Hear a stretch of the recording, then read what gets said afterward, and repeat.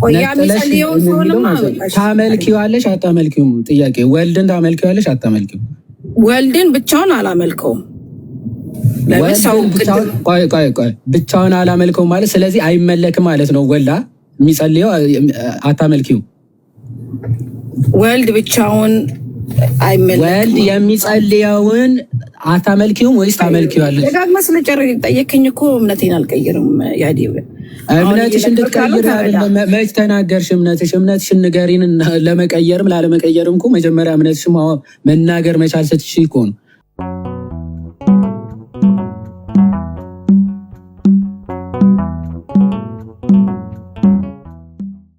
እሺ ለምን ክርስቲያን አትሆኝም? ሄቨን ለምን ክርስቲያን አትሆኝም ማለት ኦርቶዶክስ ማለት ነው? አይ ክርስቲያን ኦኬ። ሶስት አካል ማምለክ ስለማልፈልግ። ሶስት አካል ስትይ ለምሳሌ አሁን የአንቺን እምነት ካልተጠራጠርኩ ተሳስቼ ከሆነ ታርሚኛለሽ። ለምሳሌ መጽሐፍ ቅዱስ ለአብ ወልድ መንፈስ ቅዱስ ሲባል በአንቺ እምነት ወልድ ምንድን ነው? ወልድ ማርያም የወለደችው አብ የተገለጠበት ሰው። ስለዚህ ወልድ ስጋው ብቻ ነው? ምን ማለት ነው? ማርያም ስጋ ብቻ ነው የወለደችው? እሱ ነው። ወልድ ምንድን ነው? ወልድ በራሱ መናገር ይችላል? እኔነት አለው ወልድ? አሁን አንተ ቃል በራሱ እኔነት የለውም አላልክም? እኔ ልክ እንደዛ ማለት ነው። እኔነት የሚባል የለውም። ቃል እኔነት አለው ነው ያልኩት። እኔ ቃል እኔነት አለው። የኔ ጥያቄ ምንድን ነው? ዋነስ ፔንቴኮስታሎች ወይ ደግሞ ላይ ከራሳችሁን የሐዋርያት ቤተክርስቲያን ብላችሁ የምትጠሩት ኦኬ፣ ወልድ አሁን በአንቺ እምነት ወልድ ስጋ ብቻ ነው ወይስ እኔነት አለው? ነገርኩህ እኮ አሁንም ደግሜ ልንገርህ። ማርያም ስጋ ብቻ ነው የወለደችው። ማርያም የወለደችው ወልድ ማለት ነው። ስጋም ነፍስም ያለው ነው ወልድ። ሰው አይደለም ማርያም የወለደችው። ዳግሜን ጋዲሳ ምን ማለት ነው? ስጋም ነፍስም እያልክ እየነጣጠልክ ሰው ስጋ ብቻ ይወልዳል እንዴ? ካሁን አይደል ነው ሊወልድ ከቻለ እንግዲህ እምነትሽን ለማወቅ ነው። ችግር የለውም። እሺ እንደዛ ከሆነ ስለዚህ ያ የተወለደው ሕፃን ላይ አብ መጥቶ አደረበት ነው እምነታችሁ? የዛ ወልድ በአብ በወልድ ስለተገለጠ አብንና ወልድ መለያየታቸው አብ መጥቶ አደረበት ነው ምንድን ነው? ምን የለም አብ መጥቶ እኔ ውስጥ አደረ ስለማይል መጽሐፉ የሚለው እኔን ያየ አብን አይቷል ስለሚል አብ በወልድ ነው የሚታየው ብለን አጥብቀን ሰውን እናገራለን። አዎ ለምን ምን አልሽ መሰለሽ? ቅድም ይብያ አንዴ መለስ ስላደረግሽና የተወለደው ሰው ነው። ኦኬ የተወለደው ሰው ከሆነ ሰው ከሆነ እንደኛ ለምሳሌ ሰው ማለት እኔ ሰው ነኝ አንቺ ሰው እናንተ አላልኩም ጋድዬ እንደኔም አይደለም እሱ ሰው ነው የተወለደው ሁለተኛው ሰው ይለዋል መጽሐፍ። እንደኔ እንዳንተ ብዬ መስጠት አልችልም። ይሄኛው ሰው ከቃል አባድሮበት አይ እንደኔ አትበለኝ። እሺ አባድሮበት ነው። ይሄው ደግሞ ልጠይቀኝ እኮ ነው። አባደረበት የሚል ሰውን ያለው አበኔ ነው ያለው መጽሐፉ የሚለው አበኔ አለ ስለሚል እሱ ነው የማምነው። ያንን ሰው ብቻ አልለውም። ልክ እንደኔ አይነት ሰው ነው አልለውም። የአብ መታያ ነው። ሰው ብቻ ሰው ሲራመድ ሊያየው ይችላል። ግን ይሄ ሰው ነው የምታመልኩት ቢለኝ አይደለም። ያ ሰው እንደኛ አይነት ሰውም አይደለም። ሲጀምርም አብ ለዛ ሰው ነፍሱ ነው ነፍሱ ነው አብ ለዛ ሰው ነፍሱ ነው ወይ ነፍሱ ያ ሰው በዛ ሰው ላይ የተገለጠው ነው። ነፍስ አለው ያ ሰው። አንዴ ጥረት ለማድረግ አሁን ግራ አጋባሽ። እንደዛ ነው። ለምንድን ነው ግራ ማጋባህ? አይደግመክ የሳትከው ነገር ካለ መጀመሪያ ላይ ደግሜ ልጠይቅሽ በላይ ግራ አጋብቼ ሳይሆን በመጀመሪያው መንገድ ለምሳሌ አንቺ ነፍስ እንዳለሽ ሰፓሬትሊ እንደኔ አትስጠኝ። እንደኔ አይነት ሰው አይደለም፣ እንዳንተ አይነት ሰው አይደለም። ስንቴ ልንገርክ፣ እኔ እናንተ ብዙ ተባዙ ተብለን እፍ ተብሎ አምላክ የፈጠረን ፍጡር ነን። ነፍሳችንን ፍጡር፣ ስጋችን፣ ሁሉ ነገራችን ኢየሱስ እንደኔና አንተ አይነት ሰው አይደለም አልኩ። አሁን ደግሞ እናልሽ ብትለኝ አይሆንም። ስለ ኢየሱስ ከመንፈስ ቅዱስ የተጸነሰ ሰው ነው። ስለ ሰውነት እንድታብራሪልኝ ሳይሆን የኔ ጥያቄ ነፍስ አለው ወይ? ነፍስ አለው ወልድ? ነፍስ አለው ከአብ የተለየ ወልድ ነፍስ አለው? ነፍስ ማርያም የወለደችው ሰው አላልኩም እንዴ? ማርያም የወለደችው እኮ ስጋም ነፍስም ያለው ሰው ነው የወለደችው እኮ። ስለዚህ እንደኔና እንዳንቺ አይነት ሰው ነው ማለት ነው ስጋና ነፍስ ያለው ሰው። ለስድስት በቃ በደጋጅ ይቅርብኝ በቃ እንደኔና እንዳንተ አትበለኝ። እኔና አንተ ይወልቅ በእናታችን ቆይ ይወልቅ የኔና አንተ ነፍስ እኮ እግዚአብሔር አንዴ ብዙ ተባዙ ብሎ በተሰጠው ነገር እናትና አባቶቻችንም በእነሱ በኩል ብንወለድም ለኛ ነፍስ እየተሰጠን ነው። ምን በዛ ቃል ኪዳን ነው እየተባዛን የምንመጣው። ጌታችን ኢየሱስ ክርስቶስ ያለው ነፍስ እንደኔና እንዳንተ ብዙ ተባዙ በሚባለው መንገድ አይደለም። የእሱ ነፍስ እኛ የሰው ልጅ ሊያድን የሚመጣ ነው። የመጀመሪያው ሰው አዳም ኦኬ፣ ያው አንደኛ ቆሮንቶስ ላይ እንደሚናገረው 15 ላይ የመጀመሪያው ሰው ሕያው ነፍስ ያለው ሆነ ይላል። ሁለተኛው ሰው ግን ህይወትን የሚሰጥ መንፈስ ሆነ ነው የሚለው። ይሄ ሁለተኛው ሰው ሕያው ነፍስ ሳይሆን ያለው እንደኛ አይነት እማትሞት ከስጋችን ሲለይ የማይሞት ነፍስ ሳይሆን ያለው መንፈስን የሚሰጥ ሰው ነው የሆነው። ስለዚህ በዚህ ነው የማምነው ጌታችን ኢየሱስ ክርስቶስ እንደኔና እንዳንተ አይነት ነፍስ አለው ካልከኝ ኃጢአትን በቀር እንደኛ ሆነ ነው መጽሐፉ የሚለው። ከማን በቀር ኃጢአትን በቀር እንደኛ ሆነ ይላል ዕብራውያን 2 ላይ ማለት አንተ ኢየሱስ ከወንድ ነው የተወለደው ልትለኝ ነው? በሌላ አማርኛ እንደኛ ሆነ ነው ያልኩሽ፣ አመጣጡን አይደለም። እንደኛ አንተ ከወንድ ነው የተወለድከው ከሴትና ከወንድ እኔ ስለሱ አይደለም እንደኛ ሆነ ነው የሚለው መጽሐፉ። ኤኒዌይስ እሺ፣ ወደ ቀደመው ነገር መጽሐፉ ይላል። አዎ ትክክል ነው። እሺ፣ ወደ ቀደመው ነገር እንመለስና ኢሳይያስ 48 እንዴት ነው የምታየው? ምን ይላል ኢሳይያስ 48:12? ጋዲ ወደዛ ከማለፍ በፊት ወደ ትንቢተ ኢሳይያስ ከመሄድ በፊት በዚህ በስጋው ዙሪያ የክርስቶስ ስጋው ማለት ነው እኔ ማለት ይችላል ከአምላክ ተለይቶ ማለት ምን ማለት ነው? አሁን ለምሳሌ በጥቅስ ላስረዳሽ። እሺ ተለይቶ ምናምን እያልሽ ግራ ከምንጋባ ዮሐንስ 17 ለምሳሌ ኢየሱስም ይህን ተናግሮ ወደ ሰማይ አይኖቹን አነሳና እንዲህ አለ ይላል። አሁን እዚህ ጋር እንዲህ አለ እየተባለ ያለው ማን ነው? አምላክ በስጋ የተገለጠው ኢየሱስ ነው። እግዚአብሔር በስጋ ተገለጠ ብለን እናምን የለ መጽሐፍ ቅዱስ እንደሚነግረን ስለዚህ ኦኬ አምላክ በስጋ የተገለጠው አምላክ ነው እየተናገረ ያለው ኢየሱስ ማለት ነው አይደል? ምን አልከኝ? ሲድገምልኝ አልሰማም። ምንድነው? በስጋ የተገለጠው አምላክ ነው እየተናገረ ያለው አይደል? ታዲያ እግዚአብሔር እኮ በስጋ ተገለጠ ብዬ እኮ ነው ማለት። በጣም ጥሩ። ለማን ነው እየተናገረ ያለው? አባት ሆይ ይላል። ማንን ነው አባት ሆይ ያለው? እግዚአብሔር ወልድ አብን ነው እያለ ያለው። በጣም ጥሩ። አሁን እየተናገረ ያለው ኦኬ እንዲህ አለ እየተባለ ያለው እየተናገረ ያለው ወልድ ነው አብ ነው? መለያየታችንም ወልድና አብን አልኩ እኮ። አብ በወልድ እንዲህ አለ እኮ እየተባለ እኮ ነው። ያው መጽሐፍ እኮ አለ ኢየሱስም ይህን ተናግሮ ወደ ሰማይ አይኖቹን አነሳና እንዲህ አለ አለት። እዚህ ጋር ተናጋሪ እየተናገረ ያለው ኢየሱስ አይደለ? ኢየሱስ ብለህ ስም ስትጠራ ሰውና አምላክ የሆነ ሰው ነው ኢየሱስ። ኢየሱስ እኮ ነው የሚለው መጽሐፉ እኮ ነው የሚለው። ትክክል፣ ኢየሱስ ነው የሚለው። ኢየሱስ ብለን ስንጠራ ኢየሱስ የሚባለው ሰው ኢየሱስ ብለን አንድ ሰው ከጠራ አምላክ ሰው የሆነ በስጋ የተገለጠ አምላክ ነው ብለን እንደምናምን ያ ኢየሱስ ትክክል። እሱ አይደለም ችግሩ እኮ በቃ እኔ እንደሱ ነው። እሱ ተናገረ። ለማን ነው አባት ሆይ እያለው ያለው? ማንን ነው? ኢየሱስ የጸለየውን ነው የምትለኝ? አባት ሆይ ያለው ማንን ነው? ያ በወልድነት ወይ ደግሞ በእግዚአብሔር ልጅነት ወይ ደግሞ በሰውነቱ ወደ አብ ነው የጸለየው። ማን ነው እየተናገረ ያለው? ይሄው ደግሜ ልንገርህ፣ እየጸለየ ያለው ማን ነው? ጸላዩማ ወልድ ነው የሚጸልየው፣ ሰው ነው የሚጸልየው። ኦኬ በጣም አሪፍ። ስለዚህ ወልድ መጸለይ ይችላል ማለት ነው? ለምን አይችልም? በጣም አሪፍ። ይህ የሚጸልየውን ወልድ ታመልኪዋለሽ አታመልኪውም? ከአብ ነጥዬ ብቻውን ከአብ ነጥዬ አሁን እየተናገረ ያለውን አካል ወልድን ይሄ መጸለይ የሚችለው አባቴ እያለ መናገር የሚችለውን ወልድ ታመልኪዋለሽ ወይስ አታመልኪውም? ከአብ ተነጥሎ ከሆነ ሰው ብቻ ስለሚሆን ነጥለሽ አላልኩም። ማን ነጥለሽ አለ? ታመልኪዋለሽ አታመልኪውም? ጥያቄ ወልድን ታመልኪዋለሽ አታመልኪውም? ወልድን ብቻውን አላመልከውም። ብቻውን አላመልከው ማለት ስለዚህ አይመለክም ማለት ነው። ወልድ የሚጸልየው አታመልኪው። ወልድ ብቻውን አይመለክም። ወልድ የሚጸልየውን አታመልኪውም ወይስ ታመልኪዋለሽ? ደጋግመህ ስለጨረሰ ጠየቅኝ እኮ እምነቴን አልቀይርም። ያዲው እምነትሽ እንድትቀይር አይደለም። መች ተናገርሽ? እምነትሽን ንገሪን። ለመቀየርም ላለመቀየርም እኮ መጀመሪያ እምነትሽ መናገር መቻል ስትሽ እኮ ነው። አሁን ታመልኪዋለሽ አታመልኪውም ነው እንጂ ጥያቄው እምነትሽን ቀይሪ አትቀይሪ፣ ኧረ አምልኪው ተይ እያልኩሽ እኮ አይደለም።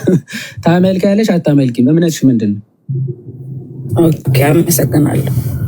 ወልድን ታመልኪዋለሽ ወይ ካልከኝ ከአብ ነጥዬ ስለማውቅ አላመልከውም አልኩ እኮ። አልሰማኸኝም? አብ ነጥለሽ ደርበሽ ያለሽ ሰው የለም። ለምንድነው ነጥዬ ምናምን የምትይው? ወልድን ታመልኪዋለሽ ወይ? ስለዚህ የምታመልኪው አብን እንጂ ወልድን አታመልኪው። ፍጡር ነው ብለሽ ነው የምታምኚው ወልድ? በትክክል አብ ብቻ ነው አምላክ ብዬ ስለማመን በአብ ደግሞ ወልድ ፍጡር ነው። እንዴት ነው አብን ብቻ ነው የማመልከው ብለሻል፣ ወልድን አላመልከውም ብለሻል። በጣም ጥሩ። የሚመለከው ለአብ ብቻ ነው። እዛው ላይ ቀጥለ። በጣም ጥሩ። ቆይ ወልድ ፍጡር ነው አይደለም? ተመልከቱ ጋይስ፣ ፍጡር አይደለም ግን አታመልከውም። ምንድን ነው ወልድ? ፍጡር ቆይ ፍጡር አይደለም? የእግዚአብሔር ቃል ነው። የእግዚአብሔር ቃል አይደለም። የእግዚአብሔር ቃል አይባልም። ፍጡር ምንድን ነው ታዲያ? ፈጣሪ ነው። የእግዚአብሔር ቃሉ ነው። መናገሪያው፣ መፍጠሪያው፣ መስሪያው ስለሆነ ፈጣሪ ነው። የእግዚአብሔርን ቃል አታመልኪው አንቺ። የእግዚአብሔር ቃል በእግዚአብሔር ዘንድ እያለ መፍጠሪያው ስለሆነ አምላክ ስለሆነ ያ የእግዚአብሔር ቃል ነው። የእግዚአብሔርን ቃል አታመልኪውም ወይ? የእግዚአብሔር ቃል ሰው ሆነ አለ እኮ። ቃል ስጋ ሆነ። ኧረ ምን ሆነ አላልኩሽም? አታመልኪውም ወይ? እስቴቱ ጋር እስቲ ድገምና ጠይቀኝ። በየትኛው ጥቅስ መሰለኝ? የእግዚአብሔርን ቃል አታመልኪውም? ታመልኪዋለሽ አታመልኪውም? የት አግኝቼ ነው? እንዴት ነው የሚመለከው? እስቲ አስረዳኝ። ድንገት ስቼ እንዳይሆን መልሽልኝ። መጀመሪያ ታመልኪዋለሽ አታመልኪውም? አሁን አንተ ለአንተ ላልከው ጥያቄ እንዴት መልስ ልስጥ? ቆይ ቃል ያው ዮሐንስ ወንጌል ምዕራፍ 1 ከቁጥር 1 ላይ በመጀመሪያ ቃል ነበረ፣ ቃልም በእግዚአብሔር ዘንድ ነበረ፣ ቃልም እግዚአብሔር ነበረ ይላል። ቃል እግዚአብሔር ነው ብለሽ ታምኛለሽ? አታም ያ በእግዚአብሔር ዘንድ እያለ እግዚአብሔር ነበረ ተብሏል። ቃል ስጋ ከዛ በኋላ ቃል ስጋ ሲሆን ግን እግዚአብሔርነቱ ተው አመሰግናለሁ። ኢቶ የሚባል ሳይሆን ሰው ቃል ስጋ ሆነ። ስጋ ስለሆነ ስጋ የሆነ ነገር አምላክ ሊገለጥበት ያለ ነገር ሰው የሆነ ነገር ያ ሰው ብቻ ከሆነ አይመለክም። ሰው ስለማይ ቃል ስጋ ሲሆን እግዚአብሔር መሆኑን ተወው ወይ ነው ጥያቄ። ኦኬ እግዚአብሔር ነበረ ያለ በእግዚአብሔር ዘንድ ስለነበረ ነው። ቃል ስጋ ከሆነ ቃል ስጋ ሲሆን እግዚአብሔርነቱ ተወው ወይስ የት ሄደ ነው ጥያቄ። ጥቅስ አሳየኝና የቱ ጋር ነው ቃል ስጋ ሲሆን እግዚአብሔርነቱ ተወው የምትለኝ? እንዴ አንቺ ከሆነሽ ያልሽው ቃል እግዚአብሔር ነው። ቃል እግዚአብሔር ነው። እሱን ተስማምተናል አይደል? በእግዚአብሔር ዘንድ እያለ ትክክል ነው። ቃል ስጋ ከሆነ በኋላ ግን ከእግዚአብሔር ዘንድ እያለ ማለት ምን ማለት? በጥቅስ አሳየኝና ልንገርህ። ቃል እግዚአብሔር ነው። አትደጋግሚ። ዮሐንስ ወንጌል አንዳንድ እያወራን ጥቅስ አሳየኝ አትበይ። ቃል እግዚአብሔር ነው አይደለም ይላል። በእግዚአብሔር ዘንድ እያለ ቃልም እግዚአብሔር ነበር ይላል አልኩህ እኮ። ስለዚህ በእግዚአብሔር ዘንድ እያለ ቃል እግዚአብሔር ነበር አይደለም የሚለው። ቃልም በእግዚአብሔር ዘንድ ነበረ፣ ቃልም እግዚአብሔር ነበረ ነው የሚለው። ስለዚህ ቃል ራሱ ቃል እግዚአብሔር ነበረ ነው የሚለው እንጂ በእግዚአብሔር ዘንድ እያለ እግዚአብሔር ነበር አይደለም የሚለው። አትማሽ ቁጥር 14 ላይ ሲደርስ ነው አሁን እኔ ስለዚህ ቃል እግዚአብሔር ነው። እሱን ታምኛለሽ? አዎ በትክክል አምናለሁ። አዎ ይህ ቃል ሁሉም ፈጥሯል ብለሽ ታምኛለሽ? በትክክል ምንም። እሺ በጣም አሪፍ። ተመልከቱ፣ ቃል እግዚአብሔር ነው፣ ሁሉም ፈጥሯል ብላ ታምናለች። በጣም አሪፍ። ይህ ቃል ስጋ ሲሆን እግዚአብሔር ነበረ። ከዛ እግዚአብሔርነቱ ትቶ ነው ስጋ የሆነው። ስጋ ሆነ በቃ አለ እኮ። ስጋ ከሆነ በኋላ ቆይ ያው እግዚአብሔርነቱን ትቶ ነው እና እግዚአብሔር ነው ስጋ የሆነው። እግዚአብሔር ነው ስጋ የሆነው ብለሽ አትጠይቅኝ። እሱ አሳይሻለሁ። ምን እግዚአብሔር ስጋ ሆነ ብዬ ስለማለት ስጋ ሲሆን እግዚአብሔርነቱ እግዚአብሔር ነበረ ስለተባለ እግዚአብሔር መሆኑን ትቶ ነው ስጋ የሆነው። ትቶ የምትለኝ ነገር ምንድን ነው? እግዚአብሔር ስጋ ሆነ ምክንያቱ ነበረ የሚል ስለተስማማን ነው። ትክክል ነው። በእግዚአብሔር ዘንድ ይሄ ነበረ። ስለዚህ ስጋ ሲሆን ነበረ ነው ያውቃል። ስለዚህ አይደለም ማለት ነው። ቀጥሎ ላይ የምጠይቀኝ ነበረ እያለ እኮ ነው የዋድዬ። ተመልከቱ፣ እግዚአብሔርነት የሆነ ሰዓት የሚያዝ የሆነ ሰዓት የሚለቀቅ ነው። ለምን ክርስቲያን አትሆኝም ማለት ይሄን ነው። እግዚአብሔርነት የሆነ ሰዓት የምታገኘው የሆነ ሰዓት የምታጣው ነገር ነው እንዴ? የሚገኝ ጣጣ ነገር ነው። እኔና የምጠይቀኝ ወይስ ህዝቡ ነው የምንነግረው? አዎ እየጠየኩሽ ነው። አንቺ እግዚአብሔር ነበረ ካለ ነበረ ነው። አሁን ምንድን ነው የሆነው ከተባለ ስጋ ሆኗል ተባልክ። ስለዚህ እግዚአብሔር ስጋ ስለማይሆን እግዚአብሔር ነበረ፣ ከዛ ግን ሰው ሆኗል ወይም ደግሞ ስጋ ሆኗል። ወደ ፍጡርነት ተቀየረ ማለት ነው። ወደ ፍጡርነት እግዚአብሔር ወደ ፍጡርነት የሚቀየር ነገር ምንም የእግዚአብሔር ቃሉ ስጋ ሆነ። ስለዚህ እኮ ስጋ ሲሆን እግዚአብሔርነቱ ተወው አልሽኝ እኮ ተሰማኝ። እግዚአብሔርነቱ ሲተው እግዚአብሔር እኔ አንተ ነኝ መጨመር አለ ትችላለህ። እግዚአብሔር አምላክ ብለሽ አኒኮ ሄቨን እዚህ ያለ እኮ ማቹር የሆነ የሚሰማሽ ሰው እኮ ነው ያለው። እግዚአብሔር ነበረ ማለት አሁን አይደለም ማለት ነው ብለሽ ቃል በቃል ተናግረሽ ነበር። አሁን አልዛይመር ያለበት ሰው የለም። ስለዚህ ማሚቀዳም ሰው ስለሚኖሩ ስሚ ነበረ ማለት አሁን አይደለም ማለት ነው ብለሻል። በነገራችን ላይ ይህ እንደዚህ አይነት አስተምህሮ በመጽሐፍ ቅዱስ የለም። እግዚአብሔር እንዲህ ነበረ ወይም እንዲህ ነበረ ብሎ ስለ እግዚአብሔር ሲናገር ኦኬ ከዘላለምም ነበረ ሲል አሁን የለም ማለት አይደለም። አሁን እግዚአብሔር ከዘላለም ነበረ ይላል መጽሐፍ ቅዱስ። ኦኬ ከዘላለም ነበረ ማለት አሁን የለም ማለት ነው የሚል ሎጂክ አይሰራም። እሺ ቃል እግዚአብሔር ነበረ ሲል ከዘላለሙም የነበረ ነው ማለት ነው እንጂ የሆነ ሰዓት ነበረ አሁን ትቶታል ማለት አይደለም። እሺ ነበረ ማለት የሆነ ሰዓት ያገኘው ነው ያገኘው አይደለም ማለት ነው። እና አንቺ ግን ምን ብለሽ ፈታሹ? ኦኬ ነበረ ማለት አሁን አይደለም ማለት ነው ብለሽ ፈታሹ። ስለዚህ እግዚአብሔርነቱን ቆይ ጥያቄን ላስቀምጥና ሰጥሻለሁ። እግዚአብሔርነቱን ትቶ ቃል ስጋ ሲሆን እግዚአብሔርነቱን ትቶ ወደ ስጋነት ተለውጧል ብለሽ ነው የምታምነው? ገረለት ቃል ነው። ቃል ስጋ ከሆነ በኋላ ግን ሰው ነው የሆነው። ትቶ የሚባል ነገር የለም፣ ሰው ስለሆነ ነው። እሺ ባይሆን ይሄን ከተቀበልከኝ ተቀበልከኝ። ሌላ ግን ክርስቲያን እንዲኮን ቃል ስጋ ሆነ ስትሉና ክርስቲያን እንደሆነ አለ የምትፈልጉ ጥያቄ ይሄ መጀመሪያ እንጨርስ። በቃ እኔ ከዚህ በላይ ላስረዳህ አልችልም። እንግዲህ አንድ ጥያቄ እኮ አታስረጅኝም፣ ልታስረጅኝም አትችይም። አሁን ሚውት አድርጊና አንድ ጥያቄ ፍቀድልኝ። ክርስቲያን እንደሆነ የምትፈልግ ከሆነ እስቲ አንዴ ምን ሆነሽ ነው? ቆይ ወደ ሌላ ርዕስ ከመሄድሽ በፊት ይሄንን እንጨርሰው እያልኩሽ ነው። አልሄድም። እዚች ጋር ነው የጠየቅኩት። ይዋድን እኮ አልሄድም። በመድኃኒዓለም አንዴ ቆይ ስል ከዚህ በላይ በቃ ማብራራት አልችልም ካለች እኔ ልጠይቃት አይደለም፣ እኔ ሀሳብ ልሰጥ ነው። ማን አልመልስም ማለች እኮ ልጠይቅሽ አይደለም። ሀሳብ ስጥበትና ወደሚቀጥለው ብንሄድ ይሻላል። ተረጋጊ። ከዚህ በላይ ልመልስ አልችልም። ልትመልሹም አትችይም። ኦፍኮርስ የታወቀ እኮ ነው። ኦኬ በእግዚአብሔር ዘንድ እያለ እግዚአብሔር ነበረ አለ። እሺ ከዛ በኋላ እግዚአብሔርነቱ ተወው? አዎ ትቶታል ማለት ነው። ወደ ስጋነት ተለወጠ ብላ ነው የምታምነው። ካኒ ኢማጅን ፈጣሪነት ራሱ የሚለዋወጥ ነው። መጽሐፍ ቅዱስ ምን ይላል ስለ እግዚአብሔር? እግዚአብሔር አምላክ አይለዋወጥም ይላል። የአምላክነት እንኳን ሰው ራሱ እንኳን ሲለዋወጥ እኮ ያስፈራላል። እንኳን እግዚአብሔር ለውጡ ስብሐትና ማለት ነው። ኦኬ እግዚአብሔር አምላክ የሚለዋወጥ አምላክ አይቀያየርም፣ አይለዋወጥም። የሚለወጥ አምላክ አይደለም። ቃል እግዚአብሔር ነው፣ ሁሉም የፈጠረ ነው ታምናለች። ከዛ የሆነ ሰዓት ግን ስጋ ሲሆን መፍጠሩንም ምናምን ትቶ ወደ ስጋነት ተለወጠ። ለቱ ስብሐት። እንደዚህ አይነት ትምህርት በቃ መውጣት ነው። ከእንደዚህ አይነት ትምህርት በተቻለ ፍጥነት ለቆ መውጣት ነው። ምክንያቱ ፈጣሪ ራሱ ሞዳሊስት የሚያደርግ የሚለዋውጥ ስለሆነ ማለት ነው። ኦኬ እንደዚህ አይነት ትምህርት ስለሆነ ቃል ግን ስጋ ሲሆን አዎ እግዚአብሔር ነው ስጋ የሆነው እግዚአብሔር ነው እንዴ ታዲያ ስጋ የሆነው ብላ ጠይቃናለች። አዎ መጽሐፍ ቅዱስ ይናገራል። አንደኛ ጢሞቴዎስ ምዕራፍ 3 ከቁጥር 16 እግዚአብሔርን የመምሰል ምስጢር ያለ ጥርጥር ታላቅ ነው አለ። በስጋ የተገለጠ ለመላእክት የታየ በመንፈስ የጸደቀ ይላል። ያው እግዚአብሔር ሰው ሆኖ በስጋ የተገለጠው ለመላእክቱ እንኳን የታየው በስጋ ሲገለጥ ነው ይላል። የተገለጠው ራሱ እግዚአብሔር መሆኑ መጽሐፍ ቅዱስ ይናገራል። እኔ ሰዓቱን እንዳልይዝ ተቀበሏት። ጥያቄ ነው።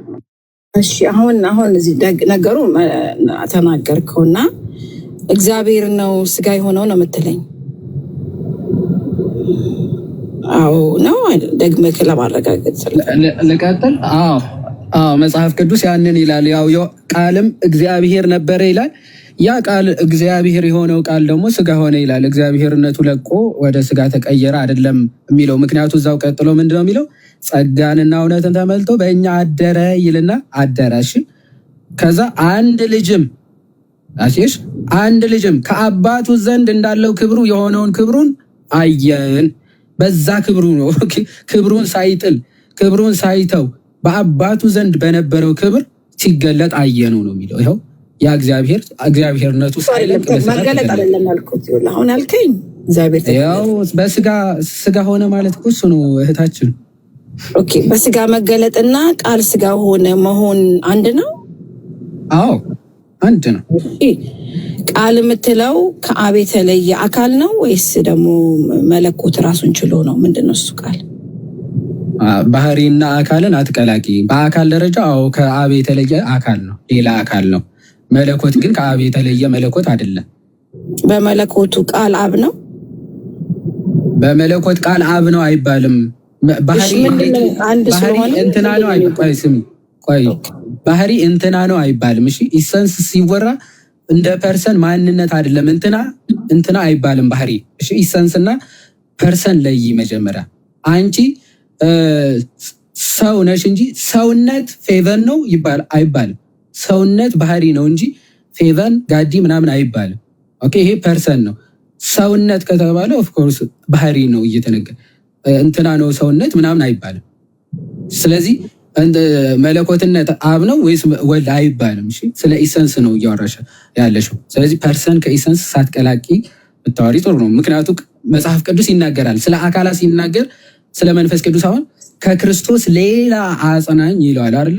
ዮሐንስ ወንጌል ምዕራፍ 14 ላይ ሌላ አጽናኝ ሲል በአካል ማለት ነው፣ ሌላ አካል ነው ማለት ነው።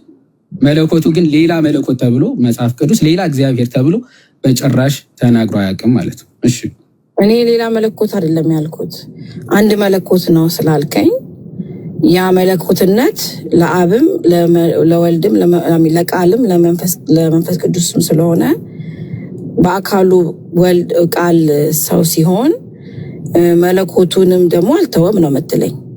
ከአብና ከመንፈስ ቅዱስ ጋር ሳይጎድል በሰማይ ያለ ነው ሰው የሆነው ወይስ መለኮቱም እንዴት እንደሆነ ነው ጥያቄን በድግማስ በአብራሪልኝ ካልክ አብራራለሁ፣ ከገባ ግን መልስልኝ። ማለት ምንድነው? ከሰማይ ሳይጎድል ነው ሰው የሆነው? ትክክል። መለኮትነት ቆይ እንደሱ ኩላ ገብቷል። እሺ ከገባ ቀጥል። እሺ የምታብራሪው ካለ አብራሪና እሺ በደንብ ለረዳ። ስለዚህ በዚህ ምድር ላይ ሆኖ ወልድ ሲጸልይ ወደ ራሱ መለኮት ነው የሚጸልየው ማለት ነው። እሺ ወደ ራሱ መለኮት ሳይሆን ወደ ፐርሰን ወደ አካል ነው፣ ወደ አባቱ ነው። እሺ ፐርሰን እንጂ ወደ መለኮት አይደለም እየጸለየ ያለው። ቆይ አንዴ ሄቨን አሁን ችግር እኮ አሁን ኢሰንስ እና ፐርሰን ካለየን ራሱ በጣም ትልቅ ችግር እየሆነ ያለው እኮ ወደ እንዲህ ለመባል ፐርሰን መሆን አለበት እያልኩሽ ነው። አሁን ወደ ጋዲ ሄድኩኝ እንጂ ወደ ሰውነት ሄድኩኝ አይባልም። ምክንያቱ ሰውነት የሆነ ቦታ እንዲህ እንደ ፐርሰን ወደዚህ ወደዛ አይባልም። እሺ ኦኬ ስለ ፐርሰን ከሆነ እየተናገርሽ ያለሽው አዎ ከእርሱ ሌላ አካል ወደሆነ ወደ አባቱ ነው። ኦኬ ወደ አባቴ ስለሚል ወደ አባቴ እሄዳለሁ ይላል። ኦኬ በአካል ኦፍ ኮርስ የተለያዩ እንደሆኑ ክርስቶስ ራሱ ተናግሯል። አንቺ ግን ወደ አባቴ እሄዳለሁ ሲል ራሱ አብ ነው ራሱ ወደ አብ እሄዳለሁ እያለ ያለው አብ ወደ አብ እሄዳለሁ ብለሽ እንደማመን ማለት ነው። ይሄ ሚስዳፕ የሆነ አስተሳሰብ ይመስለኛል። በአካል ግን ክርስቶስ ራሱ ምን ብሎ ተናግሯል? ዮሐንስ ወንጌል ቅድም የከፈትነው ክፍል ዮሐንስ ወንጌል ምዕራፍ 17 ላይ ኢየሱስም ይህን ተናግሮ ወደ ሰማይ ዓይኖቹን አነሳና እንዲህ አለ ይላል። ኦኬ አሁን ስለ ፐርሰኖች ነው እየተናገረ አካላት ማለት ነው። አባት ሆይ ሰዓቱ ደርሷል፣ ልጅህ ያከብርህ ዘንድ በስጋም ሁሉ ላይ ስልጣን እንደሰጠው ስለሰጠው ሁሉ የዘላለም ሕይወት ይሰጣቸው ዘንድ ልጅህን አክብረው ይላል። መቼ? ቁጥር 5 ላይ አሁንም አባት ሆይ ዓለም ሳይፈጠር በአንተ ዘንድ በነበረኝ ክብር አንተ በራስህ ዘንድ አክብረኝ። ዓለም ከመፈጠሩ በፊት በአንተ ዘንድ አንተ የሚለው መለኮትን ሳይሆን ፐርሰንን ነው። ኦኬ ማን ነው ተናጋሪ? ወልድ። መቼ የነበረው? ዓለም ከመፈጠሩ በፊት ከዓለም ፍጥረት በፊት ከአንተ ጋር በነበረኝ ይላል። ስለዚህ ከሱ ጋር ነበረ። 2 ፐርሰን አሳየን ማለት ክርስቶስ ከአባቱ የተለየ ሌላ አካል መሆኑ ተናገረ። ግን በክብር ግን አንድ ነው እንደማይለይ ምን ብሎ ተናገረ? አንተ በራስህ ዘንድ በነበረኝ ክብር። ይህ በፍጡር የመጣ ክብር አይደለም። የክርስቶስ ክብር የመለኮት ክብር ስለሆነ አንተ በራስህ ዘንድ አክብረኛል። ክብሬን ግለጥ ማለት ነው። አምላክነቴን ግለጥ ማለት ነው። ስለዚህ ከእርሱ ጋር ሌላ አካል የሆነ ግን በመለኮት በክብር የሚተካከለው አንድ የሆነው እንደሆነ ክርስቶስ ራሱ ተናገረ ማለት ይኸው። በጣም አመሰግናለሁ። ሁልጊዜ ኦርቶዶክሳውያን ጊዜ ሰጣችሁ ስለምታወያዩ። ሌላ ጊዜ ደግሞ ጥያቄ ሲኖረ ይመጣለው። በጨዋነታችሁ አመሰግናለሁ። እግዚአብሔር ይስጥልኝ። ሰላም አሉ። ቴንክ ዩ ካዲ። እሺ እናመሰግናለን። እኛም ያው የሚወሩ ነገሮችን በተቻለ መጠን ልብ ከፍቶ ማዳመጥም ይፈልጋል። እንደው ጀስት ፎር ሴክ አሁን የጠየቁሽ ነገር ዮሐዴ በቂ በሆነ ቃሎት ያሰማል። ዮሐዴ በቂ በሆነ መልኩ ቤተክርስቲያናችን የምታስተምረውን ነገር በቂ በሆነ መልኩ ነው ያብራራልሽ። ግን የሚነገረውንም ነገር አንዳንዴ ኦኬ ልባችንን መዝጋት የለብንም። አሁን ይሄ የዋነስ ጴንጤቆስጣል ትምህርት ኦኬ ባይዘው ደግሞ ሁሌ ነው አፕዴት የሚያደርገው ትምህርታቸው ባይዘው ሁሌ ነው አፕዴት የሚያደርገው። ለምን ዮሐዴ ተዝሚል ከሆነ ከቅርብ ጊዜ በፊት አብ ለወልድ ወልድ ጀስት ስጋው ብቻ ነው አብ ነፍሱ ነው ብሎ ነበር አይደል? እንደዛ ነበር የሚያምኑት። አሁን ደግሞ እየተቀየረ ሲመጣ ነበር እምነታቸው። ከዚህ በፊት ነፍስ ምናምን የሚባል የለም። ስጋው እንደ ኮት ነው ምናምን ሎትስዋት አነጋገራ እንደ ቱታ ነው ምናምን ሁላ ብለው ነበር። የሆነ መለኮቱ እንደ ነፍስ ሆኖት ምናምን አይነት ነገር ማውራት ሁላ አይችልም ነበር ሀሳባቸው። ግን መጽሐፍ ቅዱስ እንዲህ ማለት ክርስቶስ ራሱ አባቱ አሁን የጠቀስናቸው አይነት ክፍላቶች ስንጠቅስላቸው ኢትማስትቢ በቃ መናገር መቻል አለበት የሚል ሀሳብ አነሱና ደግሞ እሱም ይናገራል ግን ወደ አብ ምናምን አይነት የሚል ሀሳብ ደግሞ አፕግሬድ አደረጉ። ያው ግራጁዋሊ ለውጣሉ። እንትንም ነው አሁን በኩርን ወደ ዓለም ሲያገባ እንትን ላይ ሰላም ብያለሁ። ቅድሚያ እንዴት ናችሁ? ሰላምታ ይቀድማል። ሰላም በልና ዝም ተብሎ አስቀደምኩ። እንደ አጋጣሚ ካስቀደምኩ በኋላ ስትመለከት ወዲያው የምትወሰወሰው ነገር አለ። እንዴት ናችሁ? ሰላም ብያለሁ ሁላችሁንም። ዮሐዴ ቃሎት ያሰማልን። ጋዲ ሁላችሁም ሰላም ብያለሁ። ከላይም ከታችም ያላችሁ ቴሌግራም ላይ ልኬልህ ነበር አንድ ቪዲዮ የማን ነው የበረከት ለሁለታችሁም ልኬላችሁ ነበር አሁንና ይሄን ጥያቄ ተጠይቆ የመለሰበት መንገድ ነበር በጣም አስቂኝና እሱን እንትን ብንልበት በጣም አሪፍ ነው። የሰሞኑም አጀንዳ ሆኖ ነበርና እንደ አጋጣሚ አንተ እስከዛ እንትን በለው። ቅድም ዮሐዴ ሲጠይቃት ዮሐንስ ወንጌል ምዕራፍ 1 ላይ በመጀመሪያ ቃል ነበር፣ ቃልም በእግዚአብሔር ዘንድ ነበር፣ ቃልም እግዚአብሔር ነበረ ሲል ዮሐዴ ታስታውሳለህ? ከዚህ በፊት አንድ ጊዜ ውይይት አድርገን ማን ቢኒያም ቤት ውይይት እያደረግን እግዚአብሔር የተባለው ማን ነው ምንድነው ዘፍጥረት ላይ ጠይቄ ነበር። እግዚአብሔር ከእግዚአብሔር ዘንድ የሚለውን እግዚአብሔር የተባለው ማን ነው ብዬ ስጠይቅ በመጀመሪያ እግዚአብሔር ከተባለው ሁልጊዜ አብን ነው በቃ ሪፈር የሚያደርገው ሁልጊዜም አብን ነው ብለው ነበር። በኋላ ላይ ያው መውጫ ስለጠፋ ምን አለ አይ መልአኩን ነው አለ። ዞሮ ዞሮ ሁልጊዜ እግዚአብሔር ከተባለ አብን ከሆነ ወደ ዮሐንስ ወንጌል ምዕራፍ 1 እንምጣና በመጀመሪያ ቃል ነበር፣ ቃልም እግዚአብሔር ነበረ ሲል እግዚአብሔር የተባለው አብ ነው አይደለ? የሚሆነው ሁልጊዜ እግዚአብሔር የተባለው አብ ከሆነ ስለዚህ ቃልም እግዚአብሔር ነበረ ሲል ቃል አብ ነው ማለት ነው። አብ ቃል ነው፣ ቃልም አብ ነው የሚል ትርጉም ያመጣል ማለት ነው። ከዛን ቁጥር 14 ላይ ስንሄድ ቃል ምን ሆነ ይላል? ስጋ ሆነ። ስለዚህ ስጋ የሆነው አብ ነው ማለት ነው በእነሱ ትምህርት። ሆነ የሚለውን ሲተረጉሙ ወይም ለመፍታት ሲሞክሩ ከቃል ስጋ እንደተዘጋጀ አይነት ነው ትርጉማቸው ማለት ነው። ቃል በቃል ካሉት ግን የሚያመጣባቸው ግጭት ስላለ ነው። ቪዲዮን እንስማውና አንዳንድ ሀሳብ ታነሱበታላችሁ። ቴሌግራም ላይ ነው እንትን ያልክልኝ? ቴሌግራም ላይ ዮሐዴ ከፍቶታል። ቀጥል ይዋል። እህታችን ማርያም እንዳትወጪ አንዴ ይሄን እንትን ራሱ የሚጸልየው ራሱ ቀጥል ጎሄድ እግዚአብሔር ነው የሚመልሰውም ራሱ ነው የምትል ሰውነት የሰው ስጋ የለበሰው ሰውነት አምላክ ወደ እግዚአብሔርነቱ ነው የሚጸልየው ማለት ነው እኮ። የሚጸልየው ታዲያ ለምንድን መላሽ ራሱ ከሆነ ጠያቂም ራሱ ከሆነ ለምንድን ነው የሚጸልየው? ይኸውልህ መላሽ ራሱም የሆነው ሰውነት ጸልዮ ሰውነት የሚመልስ ከሆነ ነው መላሹ ራሱ ጸላዩ ራሱ የሚሆን። የሚጸልየው በሰውነቱ ነው ካልንና የሚመልሰው አምላክነት ነው ካልን ሰውነት ለሰውነት ጸለየ፣ ሰውነት ለሰውነት መለሰ አይሆን።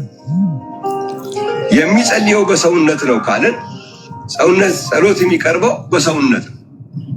መልስ የሚሰጠው ግን ማን ነው? እግዚአብሔር ነው። እግዚአብሔር ሰውነት አለ፣ እግዚአብሔር መንፈስ ነው። ስለዚህ ሰውነት ይጸልያል፣ መንፈስ ይመልሳል። ይህንን ነው ማለት። እሺ እግዚአብሔርና ኢየሱስ ክርስቶስ በእናንተ ዶክትሪን ምንና ምንድን ናቸው? እግዚአብሔር ኢየሱስ ክርስቶስ ቅድም እንዳስቀመጥኩት ነው። እግዚአብሔር ምንለው አብ ምንጭ ነው። የአብም የማን ነው? የመንፈስ ቅዱስም የወልድም ምንጭ አብ ነው ማለት። ያው ለምሳሌ ኦሪት ዘፍጥረት ላይ በመጀመሪያ እግዚአብሔር ሰማይና ምድርን ፈጠረ ይላል። ስለዚህ አሁን በመጀመሪያ እግዚአብሔር ሰማይና ምድርን ፈጠረ የሚለውን እናንተ ኢየሱስ ክርስቶስ ሰማይና ምድርን እንደፈጠረ ነው የምታስቡት ወይስ በዚህ ጉዳይ ላይ እናንተ በዚህ ዘፍጥረት 1:1 እንዴት ነው የምታዩት? ያው በዛ ጊዜ ይህ ስም አልተገለጠም። ኢየሱስ የሚለው ስም የተገለጠው በአዲስ ኪዳን ነው። ስለዚህ እግዚአብሔር ብሎ እዛ ጋር በተቀመጠው ቃል እንጠቀማለን። ግን አዲስ ኪዳን ላይ መተን ያ የፈጠረው እግዚአብሔር የምንለው እሱን ነው ካልን፣ አዎ እንደሱ ነው መጽሐፍ ቅዱስ የሚያመጣው። ኢየሱስ ክርስቶስ ተወላቸው ወይ ይበቃል አይበቃም? የማዳን ስሙ ነው ኢየሱስ። እሺ ጠያቂው ራሱ መከራውን አየስ ተጨነቀኩ። ምን ይበለው? እግዚአብሔርና ኢየሱስ እንዴት ነው? ሰውነቱ ይጸልያል፣ መንፈስ ይመልሳል። እሱ ጋር በጣም የሚገርም ግጭት ተጋጭቶበታል። አስተውላችሁት ከሆነ በሰውነቱ ይለምናል ብሎ ነበረ። ከዛ ደግሞ ስጋ ይለምናል አለ። በስጋ ወይም በሰውነት ይለምናል ማለት የሚለው የሚጠቅሰው አካል አለ። ለምሳሌ ጋዲ በመኪና መጣ ካልኩኝ የመጣው ጋዲ ነው። በምን መጣ ካልኩ በመኪና እያልኩ ነው አይደል? አገላለጼ በአፉ ተናገረ ጋዲ። በምን ካልኩኝ በአፉ፣ ተናጋሪው ማን ነው ካልኩኝ ጋዲ። እንዲህ ነው አጠቃቀሱ ማለት ነው። አማርኛችን እንዲህ ነው የሚነገረው። በሰውነት ለመነ ወይም በስጋ ለመነ ከተባለ የለመነው አካል ማን ነው የሚል ጥያቄ ይጠየቃል አይጠየቅም? ይጠየቃል። ማን የለመነው? ወልድ። ወልድ በራሱ ይናገራል ወይም በራሱ ይለምናል? አዎ ከተባለ ፐርሰን ነው ማለት ነው። ወልድ ራሱ ፐርሰን ይሆንና ከወልድ የተለየ ደግሞ ሁልጊዜ አምላክ ሆኖ እግዚአብሔር እየተባለ የሚኖር አብ አለ። ያለ ሰውነት ወይም ሰውነት ሳይኖር የነበረ ማለት ነው። ስለዚህ ሌላ ፐርሰን ያደርግባቸዋል ማለት ነው አብን። ሰውነትም ሌላ ፐርሰን፣ አብም ሌላ ፐርሰን ይሆናል። አንድ በሉ። ዮሐንስ ወንጌል ምዕራፍ 1 ላይ በመጀመሪያ ቃል ነበር፣ ቃልም በእግዚአብሔር ዘንድ እንጂ ውስጥ አይልም። ውስጥ አይልም፣ ዘንድ ነው የሚለው። ዘንድ ነበረ ሲባል ውስጥ ነው ብለው ከተረጎሙ እኔ ምንም ችግር የለብኝም። በአብ ውስጥ አብ አለ አስብለዋለሁና ማለት ነው። በምትኖር በአብ ውስጥ አብ ነበረ እንድትል እናደርጋታለን። እንዴት ከተባለ በመጀመሪያ ቃል ነበር አይደለ? ቃልም በእግዚአብሔር ዘንድ ነበረ። ዘንድ የሚለው ውስጥ ለማለት ነው ካሉ ችግር የለውም። በማ ዘንድ ነበረ ግን በእግዚአብሔር ዘንድ። እሺ በአብ ውስጥ ማ ነበረ? ቃል። ቃል እግዚአብሔር ነው አይደለም ብለን ዮሐንስን ስጠይቀው እዛው ጋር ምን ይለናል? ቃልም እግዚአብሔር ነበረ ይላል። ስለዚህ በአብ ውስጥ ምን አለ? እግዚአብሔር አለ። ስለዚህ በእግዚአብሔር ውስጥ እግዚአብሔር አለ እንደማለት ነው። ገና መከራውን ነው የሚበለው ይሄ ትምህርት። በነገራችን ላይ ይደነቃቀፋል። ከዛ ምን አለ? ወደ አምላክነቱን የለመነው አለ። ወደ አምላክነቱ የለመነው ማን ነው? አብ። አይ ሰውነት ነው ከተባለ ሰውነት ያለ አብ ይናገራሉ የሚል ጥያቄ እንጠይቃለን። አይነጣጠሉም ካለ ደግሞ ካልተነጣጠለ በሰውነቱ ለምኖ በአምላክነቱ የሚመልስ ከሆነ የሚለምነውም ራሱ ነው የሚመልሰውም ራሱ ነው ያስብላል ማለት ነው። እያያችሁ ነው። በጣም ከባድ የሆነ እንትን ያስነሳል። የመጨረሻ ፊልጵስዩስ ላይ እርሱ በእግዚአብሔር መልክ ሲኖር ሳለ ይላል። እርሱ በእግዚአብሔር መልክ ሲኖር ሳለ ከእግዚአብሔር ጋር መተካከልን መቀማት እንደሚገባ ነገር አልቆጠረውም ይላል። እርሱ የተባለው ማን ነው? አብ ነው ወይስ ሰውነት ወልድ? በሁለቱም እንሂድ። አብ ነው ከተባለ አብ በማመልክ ነበረ? በእግዚአብሔር መልክ በራሱ መልክ ነበረ እያለን ነው? አይ አይደለም። ወልድ ነው ካላችሁ ደግሞ ወልድ በእግዚአብሔር መልክ ይኖር ነበረ ሰው ከመሆኑ በፊት በባህሪ እንደማለት ነው። በአምላክነት ባህሪ ይኖር ነበረ ወልድ ማለት ስጋ አይደለም ካላችሁ እንግዲህ የኦንሊ ጂሰስ አስተምሮ ያከትምለታል ማለት ነው። ይቀጥልና እርሱ በእግዚአብሔር መልክ ሲኖር ሳለ ከእግዚአብሔር ጋር መተካከልን ይላል። መተካከል የሚነገረው ለሁለት አካል ነው እንጂ አንድ አካል ለራሱ መተካከል ተብሎ አይነገርም። ከጋዲ ጋር ይተካከል ነበረ ካልኩኝ መቼ ነው ያበድከው ነው መባለው። ምክንያቱም አንዱ አካል ከራሱ ጋር ተካከለ ተብሎ አይነገርም። ስለዚህ ሁለት አካል ነው ማለት ነው። ይተካከል ነበረ። መተካከልን መቀማት እንደሚገባ ነገር አልቆጠረውም ይልና የባሪያን መልክ ያዘ ይላል። ማን ነው ታዲያ የባሪያን መልክ የያዘው? አብ ነው ነው ካሉም ችግር የለብንም። አብ ነው ካሉ ምክንያቱም ይቀጥልና የባሪያን መልክ ያዘ በሰው ምሳሌ ራሱን አዋረደ ይልና ለመስቀል ሞት የታዘዘ ሆነ ይላል። አብ ነው የባሪያን መልክ የያዘው ቢሉ ራሱ አብ ሞቷል ያስብልባቸዋል። ኢሳይያስ 9 ጋር ስንሄድ ሙስሊሙ የተደናቀፈበት ቀደም ስትመልሱት ሰምቻለሁ። ለማመር ነው ያለበትን እነኚህኞቹ ሙስሊሞች ደግሞ ምን ይሉናል? ሕፃን ተወለደ ወንድ ልጅ ተሰጠ አለቅነት በጫንቃው ነው ስሙም ድንቅ መካር ኃያል አምላክ የዘላለም አባት ይባላል የሚለውን አባት የሚል ቃል ስላለ ለአብ ነው ይላሉ። ስለዚህ ኢየሱስ አብ ነው ስንል ማስረጃችን ይሄ ነው ይላሉ። ይሄ ግን የዘላለም አባት የተባለው ማለት ነው ሕፃን ነበረ ተብሎለታል።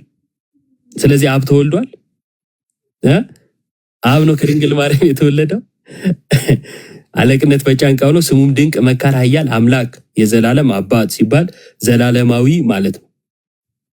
ዘላለም የሚባል ልጅ አለው ማለት አይደለም። ይሄ በዕብራይስጥ ቋንቋ ዘይቤ ውስጥ ያለ ነው። የዘላለም አባት የሚለው ማለት ነው። እሱ ሌላ ጊዜ በሰፊው እናየዋለን። የኦንሊ ጂሰስ ትምህርት ግን የሆነ በሰፊው ብንሄድበት በጣም ደስ ይለኛል። ጋዲ የሆነ ጊዜ በደንብ ይቻላል። አሁን ያነሳው ሀሳብ ላይ ዮባይ ቃልዮት ያሰማልንና ይሄ ሁለት አካል መሆኑን ባይዘው ጌታችን እኮ የመጽሐፍ ቅዱሱ ግልጽ ነው። እዚህ ላይ እንደው ይሄ መቼስ ውዝግብ ካላለ በስተቀር ዮባ እዚህ ዮሐንስ ወንጌል ምዕራፍ 8 ላይ ጌታችን አንድ የሚናገረው ነገር አለ። ዮሐንስ ወንጌል ምዕራፍ 8 ቁጥር 17 ላይ ከቁጥር 16 ጀምሮ እናንብበው። ዮሐንስ ወንጌል ምዕራፍ 8 ከቁጥር 16 ጀምሮ የላከኝ አብ ከኔ ጋር ነው እንጂ ብቻዬን አይደለሁምና እኔ ብፈርድ ፍርዴ እውነት ነው ብሎ ጌታ ይናገራል። ከዛ ምን ይላል? ቁጥር 17 ላይ በደንብ ስሙ። የሁለት ሰዎችም ምስክርነት እውነት እንደሆነ በሕጋችሁ ተጽፏል። የስንት ሰዎች ምስክርነት? የሁለት ሰዎች። ቁጥር 18 ላይ ምን ይላል? ስለ ራሴ የምመሰክር እኔ ነኝ አንድ ምስክር፣ ሁለተኛ የላከኝም አብ ስለ እኔ ይመሰክራል። ኦኬ የሁለት ሰዎች ምስክርነት በቃ ብሎ በሕጋችሁ ተጽፏል አለና ጌታ የነዛ ሁለት ሰዎች ሁለት ፐርሰኖች ምስክርነት ብሎ ቁጥር 18 ላይ ስለ ራሴ የምመሰክር እኔ ነኝ አንድ፣ የላከኝም አብ ስለኔ ይመሰክራል።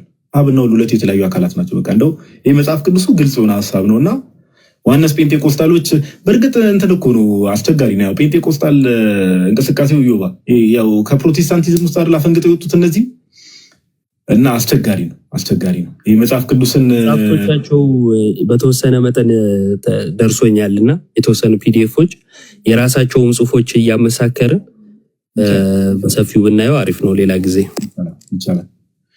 ጋይስ ዞሮ እዚህ ቶፒክ ውስጥ የገባንበት ዋናው ዓላማ ቀደም እንግዲህ እህታችን ሄቨን የገባችው እህታችን ዋነስ ጴንጤቆስታል ወይ ደግሞ ኦንሊ ጂሰስ አማኝ ናት እና ኦፍኮርስ በየጊዜው ራሱን አብዴት እያደረገ ይመጣል።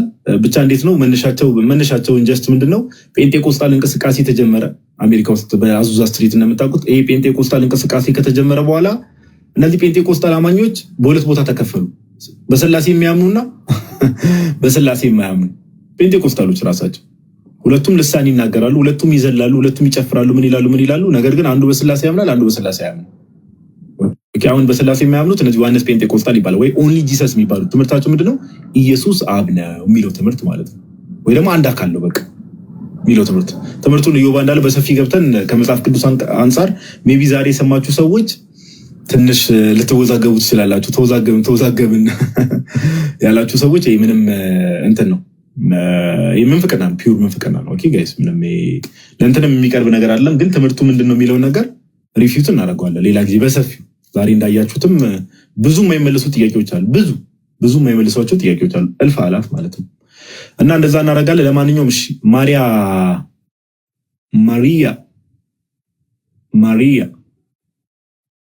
ካለሽ መመለስ ትችላለሽ እህታችን። ቅድም ፕሮቴስታንት ነኝ ስላልሽ ነው ያስገባሁሽ። እያወራሽ ነበር እኮ አንተ ሰውዬ። ለምን አትታገስም? ትዕግስተኛ ለምን አትሆንም? ቆይ ይፈጠን አልሰይፋትም። አንዴ ቆይ ለጋሚ ገፋ ትዕግስት አጣ። አንተ ሽተው እንጂ ብሮስኪ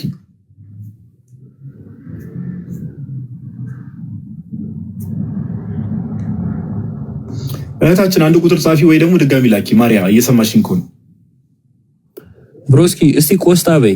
በጣም ወዶታል ሰው ቆስጣ አባባልሽን። ቆስጣ የሆነ ደግሞ ኤዲት ልታደርጉ ጴንጤቆስጣ ይባላሉ። ጴንጤቆስጣ ባይ ዘ ዌይ ቅድም ከዮሐዴን እያወራሁት ነበር ጋይዝ። ከቤተክርስቲያኖች ስትወጡ እኮ ማሰሙት የምንፍቅና አይነት የለም። ወላዲተ አምላክ አሁን ከዮሐዴ ጋር ምሳ እየበላን እያወራ ነበርና ጋይስ እነዚህ የሐዋ ምስክሮችን ጥቅሱ ኦኬ፣ ቀደም የነገርኳችሁ ጥቅስ ዮሐንስ ወንጌል ምዕራፍ 8 ቁጥር 17 እና 18 ዮሐንስ ወንጌል ምዕራፍ 8 ቁጥር 17 እና 18 ኦኬ። እና አሁን እነዚህ የሐዋ ምስክሮች ሞርሞኖችን ተዋቸው ጨራሽ። ሞርሞኖች እነዚህ ዘላተር ዴይ ሴንትስ የሚባሉት ወይ ደግሞ በጆሴፍ ስሚዝ የተጀመረው የነሱ ተው። እነሱ አሁን እንደዚህ አይነት ዮሐዴ የእነሱን ትምህርት አምጥተን ለሰው መንፈቅና መልስ ብዙም ስለሌሉ መልስ መስጠት ከጀመር ስማ ሰውን የበለጠ አወዛግበን ነው የምንለቀው። ሞርሞኖች ትምህርታቸው በጣም ድብልቅልቅ ያለ ነው ጋይስ፣ ይብራባችሁ። ፓፓ አብርተ ነበር ማይከል አራቶ እንጂ አሁን እንትኖቹ ራሱ አይደለም የነሱ የወጆቹ ራሱ ምንድነው? ጤነኛ ሰው ማለት አብዛኞቹ እንደሚመሰረቱ መስራቾቻቸው ጤነኞች አይደሉም። የነኛ ራሱ የአድቬንቲስት ዓለም ልትጠፋ ነው ምናምን ብሎ አንድ አሜሪካዊ ይነሳና ከዛን ቢጠበቅ አይጠፋም፣ ቢጠበቅ ያላቸውን ሸጠው ምናምን ከዛ ቀኑ ሲያልፍ ተከፈሉ ለሁለት።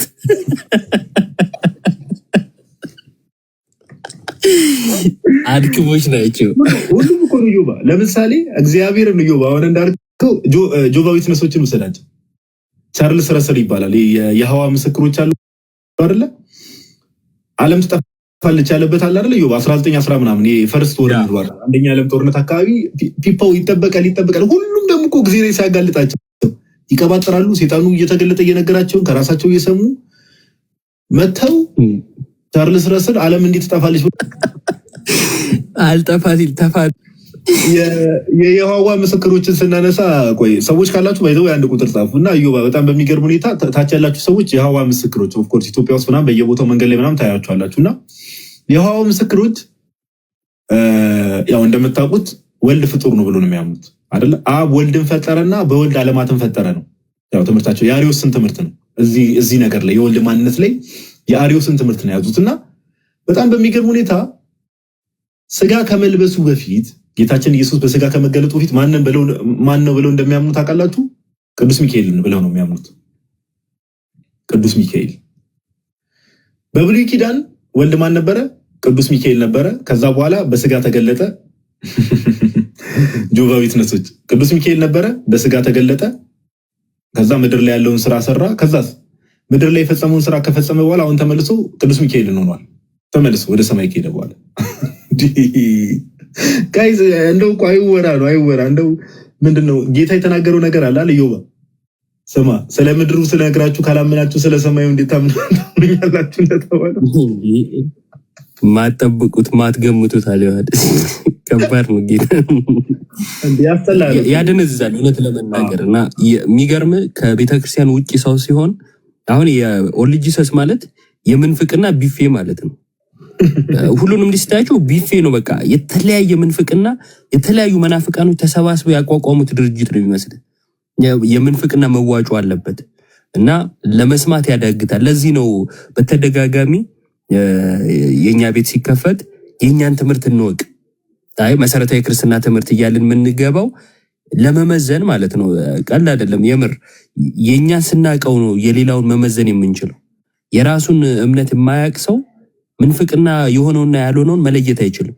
ለምሳሌ አንድ ልጅ አስገብተ የወልድን ማንነት ስታወራ ስላሴን ያምታታል፣ ነገረ ድህነትን ያምታታል። አይገባውም። የወልድን ማንነት መካድ ነገረ ድህነትን እንደሚያዛባ አይገባውም። አያችሁ መረዳት አይችልም። ምንፍቅና ክፋቱ ይሄ ነው። አንዱን ስትጥለው ብዙ ነገር ነው የሚደረመስብህና ብዙ ነገራቸው የተደረመሰው ለዚህ ነው። እና የኛ ልጆች በተለይ እቺን አጋጣሚ ልጠቀማት ብዬ ነው የኛን ትምህርት የራሳችሁን ትምህርት በደንብ ያዙት፣ እወቁት። ብዙ አይነት ምንፍቅና አሁን ያለው ብቻ ሳይሆን ወደፊትም ያልተገለጠ አዲስ ምንፍቅና አይመጣም፣ አዲስ መልስ አይመጣም። እውነት ለመናገር ግን ደግሞ ያልተገለጡ ምንፍቅናዎች አሉ። ለምሳሌ ቅድም ጋዲ ብሏል። አሁን የጆቫ ምናምን የአድቬንቲስት ምናምን ማናወራበት ብዙ የሉም። ማስተዋወቅ እንዳይሆን ነው ብናወራባቸው አስቂኝ ትምህርቶች ናቸውና እናንተ ግን የራሳችንን በደንብ ብናውቀው ጥሩ ነው። እንደዚህ ደግሞ ገባ ወጣ የሚሉ ካሉ ታስታውሳላችሁ። ዮሐዴ ምናምን ቴሌግራም ላይ ቅድም ዮሐዴ ያሳየው ሰው አለ የተባለ ተሟጋቻቸው ነው፣ በረከት ይባላል። እንደ የበረከትን አንድ ቃል ልንገራችሁ። የማቴዎስን እንግል ማቴዎስ እንደጻፈው በምን አወቅ የሚል ጥያቄ ጠይቀው ቴሌግራማችን ላይ ስንወያይ ማለት ነው በፊትና የሌሎቹን ይከብደኛል እንጂ ይሄ እንኳን አይከብደኝም አለ። አረ በል መልሳት እሺ ጥቅሷን ስጠኛል። ይሄ በጣም በኩራት ነው፣ ሌሎቹ ምናልባት ሊከብድ ይችላል አለና የማቴዎስ ወንጌል ምዕራፍ 9 ቁጥር 9 አለ። እንደ አጋጣሚ ሆኖ ክፍሉ የሚያወራው ምንድነው? ኢየሱስም ማቴዎስን በመቅረጫው ተቀምጦ አገኘውና ና ተከተለኝ አለው ነው የሚለው። መጽሐፉን እንዴት አወቅክ እኮ ነው ጥያቄው። ና ተከተለኝ አለው የሚል መልስ የመለሰ በጣም የተወደደ ወንድማችን ነው። ሰው ገብቷል። ቀጥል ጋዲ።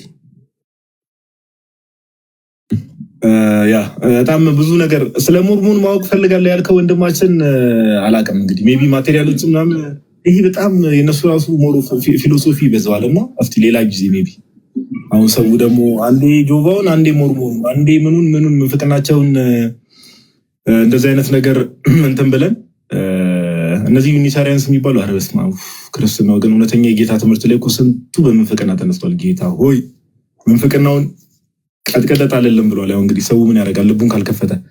እሺ በጸጋ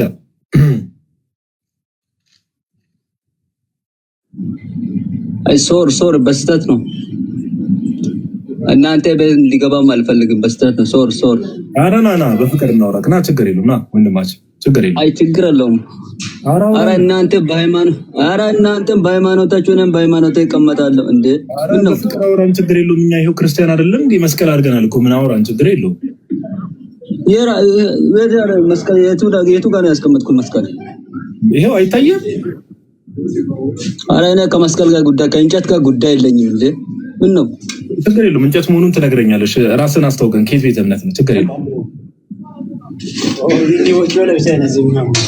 አይ ጉዳይ ስለሌለኝ ነው በቃ ገሪሳ በቃ ሶር ኧረ ሶር አትበልም በእናትህ ሶራ እንዳትል ቆየት ብለህ ብራዘር ወይ ሶሪ በለኝ ወይ ሶራ በለኝ። ሶር አትበልኝ መሀል ላይ ምንድን ነው የምትለኝ አባ?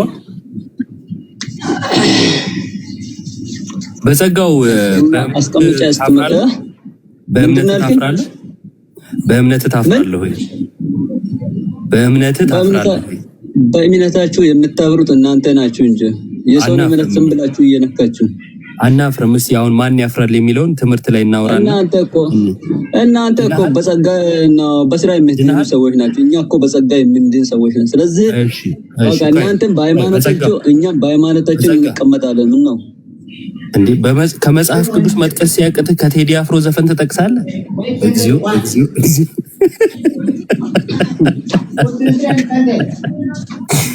ኧረ ተው መጽሐፉን እንድፈረው። ከመጽሐፍ ቅዱስ አንብብ። ከዘፈን ይነግረናል እንዴ? እግዚኦ። እሺ ድናል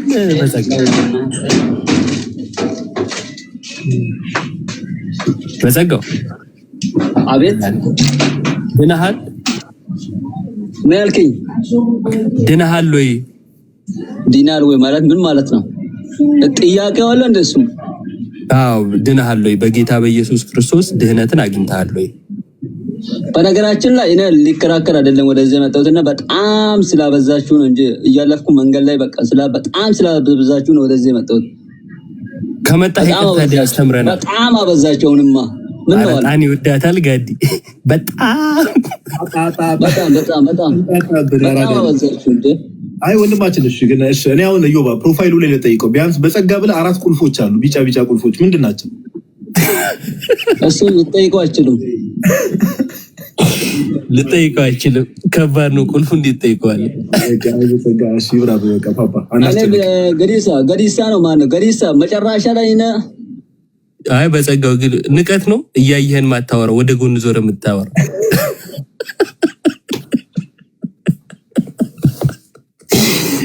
ታይኬለ ታፍታባር እንዴ ባይ ዘ ዌይ ጋይስ፣ እኛ አሁን እንደዚህ ሰው እኮ የማውራት ምናምን ነገር ፍላጎት የለንም፣ ግን ገና ሲገባ እንጨት ብሎ ጀመረ። እንደዚህ ወርዶ ለመጣው ደግሞ ወይ እንለዋለን በግራና በቀኝ። ትምህርቱ ላይ ማላወራ አለ። እንግዲህ ምን ይደረጋል? እቺ ጭስ አበዛችሁት። መንገድ ላይ ሆኜ ነው አላለ። ዛሬ እንደውም ኦንሊ ጂሰስ እና ሙስሊምን ያወራ ነው። እኛ ፕሮቴስታንት አላወራና እንዴ ምን አድርጉ ነው የሚለን ወንድማችን? አረጉ እንዴ በጣም ቆዩ። በጣም በሚገርም ሁኔታ ለምን ክርስቲያን አትሆኑም ብለን እኮ ነው ቤት የከፈትነው። እስካሁን የገቡ ሰዎች አሉ። በእርግጥ ጥሩ ዲስከሽኖች አድርገናል። ግን እስቲ ለምን ክርስቲያን አትሆኑም? ጥሩ ጥያቄ ነው። እንግዲህ ደፍረው ከገቡ ኡስታዝ እንዴት ነው በጸጋ እንዴት አዩት? ደስ የሚለው እየሰማሁት አልነበረም። ይሄ መሰለ ጭው ያመለጠ እንዴ አበዛችሁት ምናምን ሲል የሰማሁት የሚገርም የሆነ ኔትወርክ ተቋርጦብኝ ነበር። አበዛችሁት እሱን ላሳያችሁ ነው የመጣሁት። ማንን ቀጠቀጣልኩኝ? እኔም አሳየን እንዴ ጋዲ ሊገርፋት ሲል አስጥየቅ ነው አሶረድ አበዛችሁት አላለ። አበዛችሁት እና ምንድነው ፎክሮ ወጣ። እኔ ነኝ ያለ ይሞክረኛ ምናምን ብሎ ቴዲ አፍሮ ራሱ ተጠቅሶ ነበር። ፓፓ አንቺም በሃይማኖትሽ እኔም በሃይማኖቴ ነው፣ በቃ እናንተም በሃይማኖታችሁ ተቀመጡ እኛም በሃይማኖታችን እንቀመጥ አላለ። ለምን ክርስቲያን ሆነ አትሆንም ሲባል እኔም ሃይማኖቴ እናንተም ክርስትናችሁን ያዙ አለ።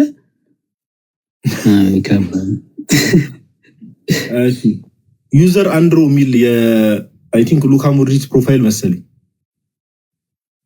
ሰላም ነው ጋዲ፣ እንዴት ናችሁ? አምላክ ይመስገን። እንዴት ነው? እንትን አይ ቲንክ ማሪያ ጋር ውይይት ጀምራችሁ ቅድም ወጣ ነበርና እሷ ከመናገሩ በፊት አንድ ነገር ለመናገር ፈልጌ ነበር። ክርስቲያን ምን አልከኝ? ክርስቲያን ይታፍናል ወንድማችን። ድምጽ ታፍናል። ኤርፎን ምናምን ካረክ ስልኬ ናቸው። እሺ ፕሮቴስታንት ነኝ፣ ክርስቲያን ነኝ፣ ፕሮቴስታንት ነኝ እና የቅድም ስትሰሩ የነበሩትን ነገር ለመደገፍ ያክል ነው። እንደዚህ ህብረተሰቡ ላይ በተለይ ኦርቶዶክስ ህብረተሰቡ ላይ ሳስበው የነበረው ነገር ነው እና እንደዚህ የእምነቶችን ከፋፍሎ ለይቶ የሚያምኑትን በደንብ አሳውቆ ማስጨበጥ፣ እንደዚህ አይነት በሰፊው እንገባበታለን እንዳልከው እንደዛ ብታደርጉ በጣም ደስ ይለኛል። ምክንያቱም ሰው ማህበረሰቡ አይለይም። ኦንሊ ጂሰስ እና ፕሮቴስታንትን አይለይም፣ ኦንሊ ጂሰስ እና ጆሆቫን አይለይም። አንድ ቀን ምናልባት ጆሆቫ ዊትነስን አስቆሞ ጠይቆ አይ ክርስቶስ እኮ ፍጡር ነው ሲለው ወይኔ ጴንጤው እንደዚህ ያለ ብሎ መነሳቱ ስለማይቀር ይህ ሁሉ እንደዚህ ከሚነሳ ሄረሲ የሆነውንና ያልሆነውን እምነቶችን እንደዚህ ሰፋ ባለ እንትን ብታስተምሩ በጣም ደስ ይላልና የልቤን ስላወራችሁ ሊልበል ብቻ ደስ ስላለኝ ያው ለማበረታታት እንድትቀጥሉም እንትን ለማለት ነው። ጋዲ ሜይ ቢ በተነሳው ቶፒክ ላይ ማውራት ነፃ ፈቃድ ተጠቅመ ማውራት ትፈልጋለህ? ዝግጁ ካልሆንክም ችግር የለው ወደ እሷ መሄድ እንችላለን። እችላለሁ፣ ችግር የለም በዛው እግረ መንገዴን በሚል እሺ። ዮሐዴ አውራው እኔና ዮብ ከቅድም ጀምሮ ስናወራ ስለነበር ወይስ እሷን እናስቀድማት? ሌዲስ ፈርስት በሚለው ቅድምም ገብታ ስለወጣች አስቀድማት። በቃ ዮሐዴ ከማርያ ጋር አውራ እንዴ ተቀበላት። ማርያም ጀምራችሁ ነበር እንዴ ከእሷ ጋር? ቅድም አልሰማውም። ምን አለ? አይ አልጀመርም። ረዥም ሰዓት ተቀምጣ የሆነ ሰዓት ላይ ማነው ከኢቨን ጋር ስናወራ ረዥም ሰዓት ተቀምጣ ነበርና ዲስኮኔክት አደረገች። ኦኬ እሺ፣ ማርያ ሰላም ብለናል። እንኳን ደህና መጣሽ። ሰላም፣ እንዴት ናችሁ? ሰላም ነው፣ እግዚአብሔር ይመስገን። ከየት ቤተ እምነት ነሽ? ከወንጌል አማኞች ወይም ፕሮቴስታንት። ኦኬ ፕሮቴስታንት። እሺ ርዕሱ ለምን ክርስቲያን አትሆኝም ነው? ለምን ክርስቲያን አትሆኝም? ክርስቲያን ማለት ያው አጠቃላይ ስሙ ነው፣ ግን ዞሮ ክርስቲያን ነኝ፣ በክርስቶስ አምኜ ድኛለሁ። ኦርቶዶክስ በሚለው ማለት ነው፣ ኦርቶዶክስ ለምን አትሆኝም በሚለው ቀጥል። ክርስቲያን አሁን ክርስቲያን ማለት ምን ማለት ነው? የክርስቶስ ተከታይ ወይም ደግሞ ክርስቶስ ያስተማረውን አሜን ብሎ የሚቀበል ማለት ነው አይደል? አንቺ የክርስቶስን ትምህርት አሜን ብለሽ ትቀበያለሽ? አዎ እቀበላለሁ። እሺ ጥሩ፣ እቀበላለሁ ብለሻል። ክርስቶስ ሰው የሚድነው እንዴት ነው ብሎ ነበር ያስተማረ? መዳን እንዴት ነው የሚገኘው ብሎ አስተማረ? መዳን በክርስቶስ ኢየሱስ በማመን በመስቀሉ ስራ። በክርስቶስ በማመንማ ትክክል። ክርስቶስ ማመን የሚለው እኮ ያስተማረውን ትምህርት ሁሉ መቀበል ብለን ተነጋገረን። በክርስቶስ ማመን የሚለው ትምህርቱን ሙሉ መቀበል ነው ተባብለን ጨርሰናል። አሁን በክርስቶስ ማመን ብለሽ ድጋሜ እንዳትደግሚ ማለት። ክርስቶስ ሰው የሚድነው እንዴት ነው ብሎ ነበር የተናገረው ነው ጥያቄ። ክርስቶስ ሰው ይድናል ብሎ የተናገረው ክርስቶስ ስለኔ ሞቷል፣ ስለኔ ኃጢአት በደል ሞቷል፣ ስለኔ ተቀብሯል፣ ስለኔ በሶስተኛው ቀን ከሞት ተነስቷል፣ አሁን በአብ ቀኝ ይገኛል ወደ ሰማይ አልወጣ። እሺ አሁን ክርስቶስ ምንድን ነው ምን አደረገ ብዬ አልነበረም የጠየቁሽ? እሺ በአጭሩ ክርስቶስ ማርቆስ ወንጌል ምዕራፍ 16 ከቁጥር 16 ላይ ሰው ለመዳን ምን ያስፈልገዋል ብሎ ነበር የተናገረው? ታነብልኛለህ? እሺ ያመነ የተጠመቀም ይድናል ይላል። ምን ያደረገ ይድናል ነው የሚለው ያለው? ያመነ የተጠመቀ ይድናል ያለው።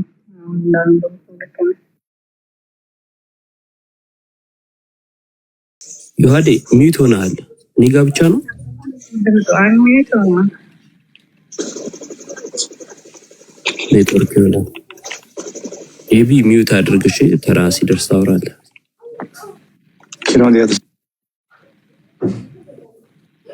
እሺ ሰው የሚድነው ምን ሲያደርግ ነው ብሏል ጌታ ብሎ ነበር የጠየቀሽ። ምን አልሽን እህታችን? ተጠመቀ። ኦኬ አምኖ በመጠመቅ እንደሚዳን ታምኛለሽ? በጣም ጥሩ። ኤቢ ሚዩት ታደርገዋለህ ወይስ እንዴት ነው?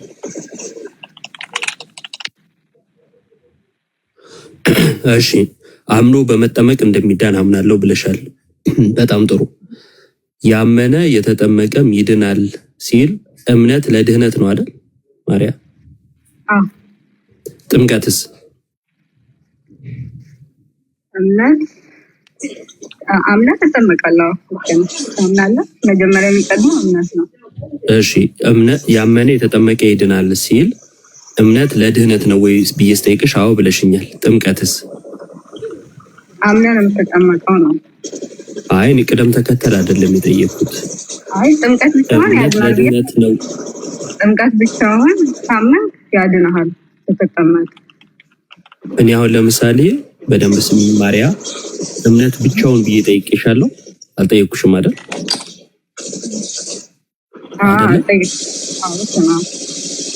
ልክ እንደዛው ጥምቀትንም ብቻውን ነው ብቻውን አይደለም ብዬ አልጠየኩም።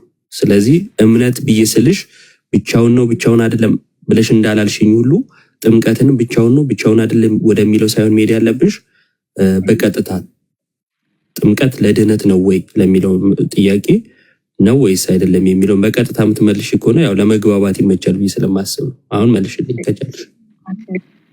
ኢየሱስ ክርስቶስ ደቀ መዛሙርቱን እንዳላቸው ሄዱ፣ ወንጌልን ላስጠረፉ፣ ስበኩ፣ በአብ በወልድ በመንፈስ ቅዱስ እያጠመቋቸው ደቀ መዛሙርት ያድርጓቸው የሚለውን ቃል ተቋላ መጀመሪያ ትናገራለህ ወንጌሉ ያንን ያመነ ሲጠመቅ ይድናል የሚል እምነት ነው። ምክንያቱም ተነጣጥሎ የሚሆን ነገር ስላይደለ ነው። እሺ ተነጣጥሎ የሚሆን ካልሆነ እምነት ራሱ የሚያድነው ከጥምቀት ሳይነጠል ነው ማለት ነው አይደል? መጀመሪያ አንድ ነገር ይቅርታና አንዴ የሆነ ጥያቄ ሊጠይቅ መጠየቅ ይችላል። በጣም ይቅርታ ግን ትጠይቅኛለሽ፣ ግን ብትመልሽልኝ ጥሩ ነበረ። ምን አልሽኝ?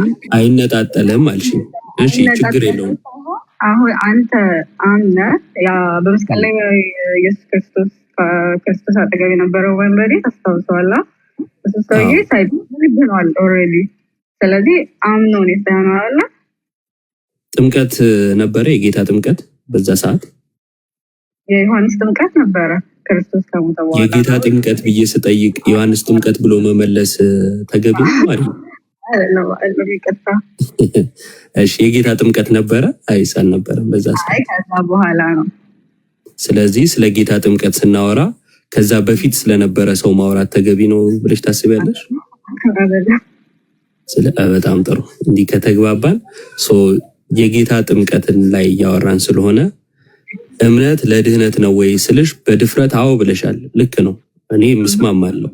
ልክ እንዲሁ ጥምቀት ለድህነት ነው ወይ ብዬ ስልሽ በድፍረት መልሽልኝ እስቲ አንዴ።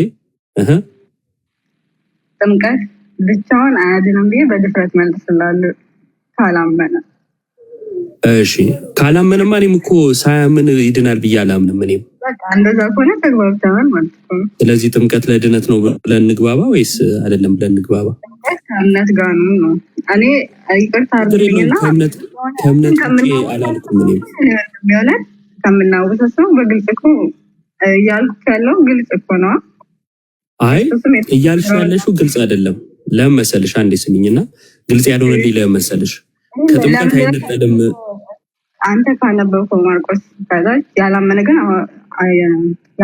ግን እንደማይድን ከስር ወረድ ብለህ ስታነባለህ ያልተጠመቀ ግን አይልም። ያላመነ ግን እንደሚፈረድበት ወዲያው እዛው ከስር ተጽፏል። እሺ ለምሳሌ አሁን በደንብ አንድ ምሳሌ ልንገርሽና እንዳናንዛዛውም ከዛ አንድ ነገር ነግርሽና ከዮሐድ ጋር ትቀጥያለሽ ስለተመለሰ። ይሄ አሁን ያለነው የጋዲ ቤት ውስጥ ነው አይደል? ያው የቲክቶክ ቤቱን በለውና የጋዲ ቤት ውስጥ ነው ያለነው አይደለ? አሁን ጋዲ ጋር ለመግባት ውጤቱ ጋዲ ጋር መግባት ነው። ጋዲ ጋር ለመግባት ቲክቶክ መክፈትና ገስት መላክ ያስፈልጋል ብዬ ብል በደንብ ስሚ። ጋዲ ቤት ለመግባት ቲክቶክ መክፈትና ገስት መላክ ያስፈልጋል ብዬ ካልኩኝ፣ ነገር ግን ምንድነው ቲክቶክ ያላከ አይገባም ብዬ ስል ገስት ያላከ ማለት አለብኝ ማለት ቲክቶክ ያላከ ማለት ቲክቶክ ያልከፈተ አይገባም ካልኩኝ ገስት ያላከም ብዬ መናገር አለብኝ። ምክንያቱም ከጅምሩ ቲክቶክ ያልከፈተ ገስት ስለማይልክ ማለት ነው።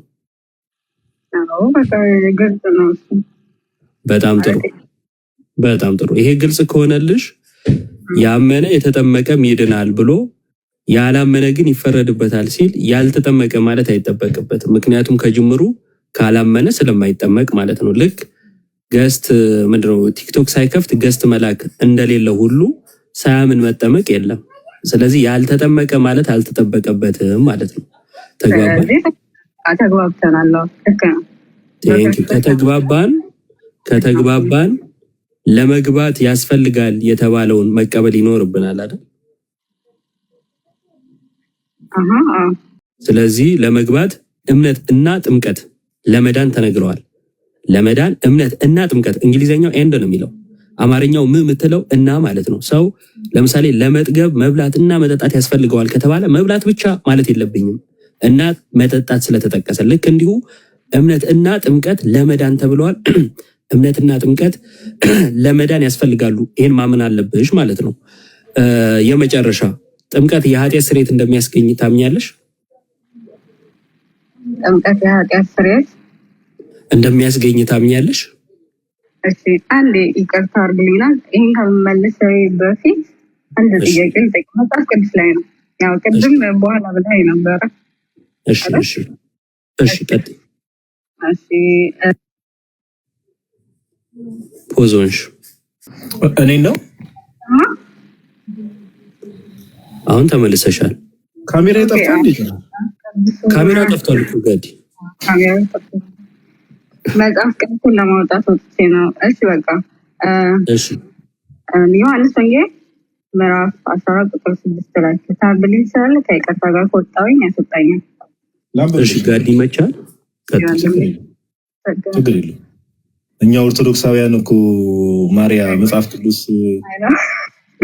ያለን ፍቅርና መጽሐፍ ቅዱስ ለማንበብ ምን ያህል እንደምንጓጓ ብታውቂሽ። 14:6 ኢየሱስም አለ እኔ መንገድ እውነት ህይወት ነኝ አለ። በእኔ በቀር ወደ አብ የሚመጣ የለም አለ። እሺ ልክ ነው። አመሰግናለሁ። እዚህ ጋር ምንድን ነው የሚለው? በእኔ በቀር ይላል። ስለዚህ አንድ ነው ያለው፣ አንድነት፣ አንድ ህይወት ነው ያለው። ስለዚህ መዳን ደግሞ ወደ እግዚአብሔር ሰው ልጅ ሞት የተባለው እንደምናውቀው አዳም ከእግዚአብሔር ሲለይ ነው የሞተው አለ። ስለዚህ ያንን ድጋሚ ማግኘት የሚችለው በእኔ በቀር ብሏል፣ በክርስቶስ ብቻ ነው ማለት ነው። ስለዚህ ድህነት ወይም ከእግዚአብሔር ጋር መታረቅ የሚገኘው ከሞት መዳን የሚገኘው በክርስቶስ ኢየሱስ በማመን እንደሆነ አሁን በግልጽ ክርስቶስ ራሱ ነግሮናል። ምን ትላለህ አሁን? ስለዚህ ማለት ነው ይቅርታ ነው አንቺ ያልሽውን እላለሁ። ልክ ነህ? አንቺ ያልሽውን እላለሁ። በአጭሩ ጌታ ኢየሱስ ክርስቶስ ህይወት ነው፣ መንገድ ነው። በእርሱ በቀር ወይ ደግሞ ኢየሱስ በሌለበት፣ ኢየሱስ መንገድ ባልሆነበት ሌላ መግቢያ ሌላ መዳኛ የለም። ወደ አብ ያቀረበን እርሱ ነው። ወደ አብ ቀርበንበታል፣ ድነንበታል፣ ደግሞ እንድናለን፣ በህይወቱ እንድናለን ተብሎ ተጽፏል። እና በር ነው፣ መግቢያ ነው ማለት ነው፣ መዳኛችን ነው። በእርሱ በቀር የሚለውን ግን እንድታስተውዩ፣ ያው እሷ ላይ ስለሆነ ብዙ ጊዜ ሌላ በር ሌላ መግቢያ አለ ብሎ ሰው ሚያምን ለማስመሰል ስለሚጣር ከኢየሱስ ውጭ የሆነ ሌላ አዳኝ የለም። ቅዱሳን ቢነሱ ሌላ አዳኞች አይደሉም፣ ምንም ቢነሳ ማለት ነው። እኛ ከኢየሱስ ውጭ የሆነ ነገር አናምንም። እንደው በእኔ በቀር ሲል መንገድ የለም ወይ መዳኛ የለም ሲል ማዳን የእግዚአብሔር ነው አይደል? ማዳን በራሱ የአብ የወልድ የመንፈስ ቅዱስ አይደል? እና ከእርሱ ውጭ አዳኝ የለም ሲባል ራሱ አብና ወልድን አያገልም። ማነው አብና መንፈስ ቅዱስን አያገልም። ለምሳሌ ዮሐንስ ወንጌል ምዕራፍ 17 ላይ ምን የሚል ቃል አለ? እውነተኛ አምላክ ብቻ የሆንክ አንተን የላከውንም ኢየሱስ ክርስቶስን ያምኑ ዘንድ ይላል። ብቻ የሚለው ራሱ እዛ ክፍል ላይ ወልድና መንፈስ ቅዱስን ለማግለል የገባ አይደለም። ልክ እንዲሁ በእኔ በቀር ብሎ ሲል እንደው ከቅዱሳን አንጻር እየተወራም አይደለም። ቅዱሳንም የእርሱ አጌነስት ሆነው የቆሙ ሌላ መግቢያ በሮች ናቸው ማለት አይደለም። ያው ይህን ለማንሳት ስለሆነ የሚነሳው ብዬ እኔ ያነሳሁልሽ። ለማንኛውም ጥቅሱ እንደሚለው እንደዛው እናምናለን። ጌታ ኢየሱስ ክርስቶስ መዳኛችን ነው። ከእርሱ ውጭ ሌላ አዳኝ፣ ከእርሱ ውጭ ሌላ የሚያነጻን አለ ብለን አናምንም። እህት አለም እሺ፣ አሁን ልክ ነህ። እኔም እሱን እቀበለዋለሁ እና ስለዚህ አሁን የኔን ጥያቄ ትመልሽልኛለሽ? አልጨረስኩማ፣ ትንሽ ትቀጥያለሽ? እሺ። እና አሁን አንተ እኔም በዛ አምናለሁ።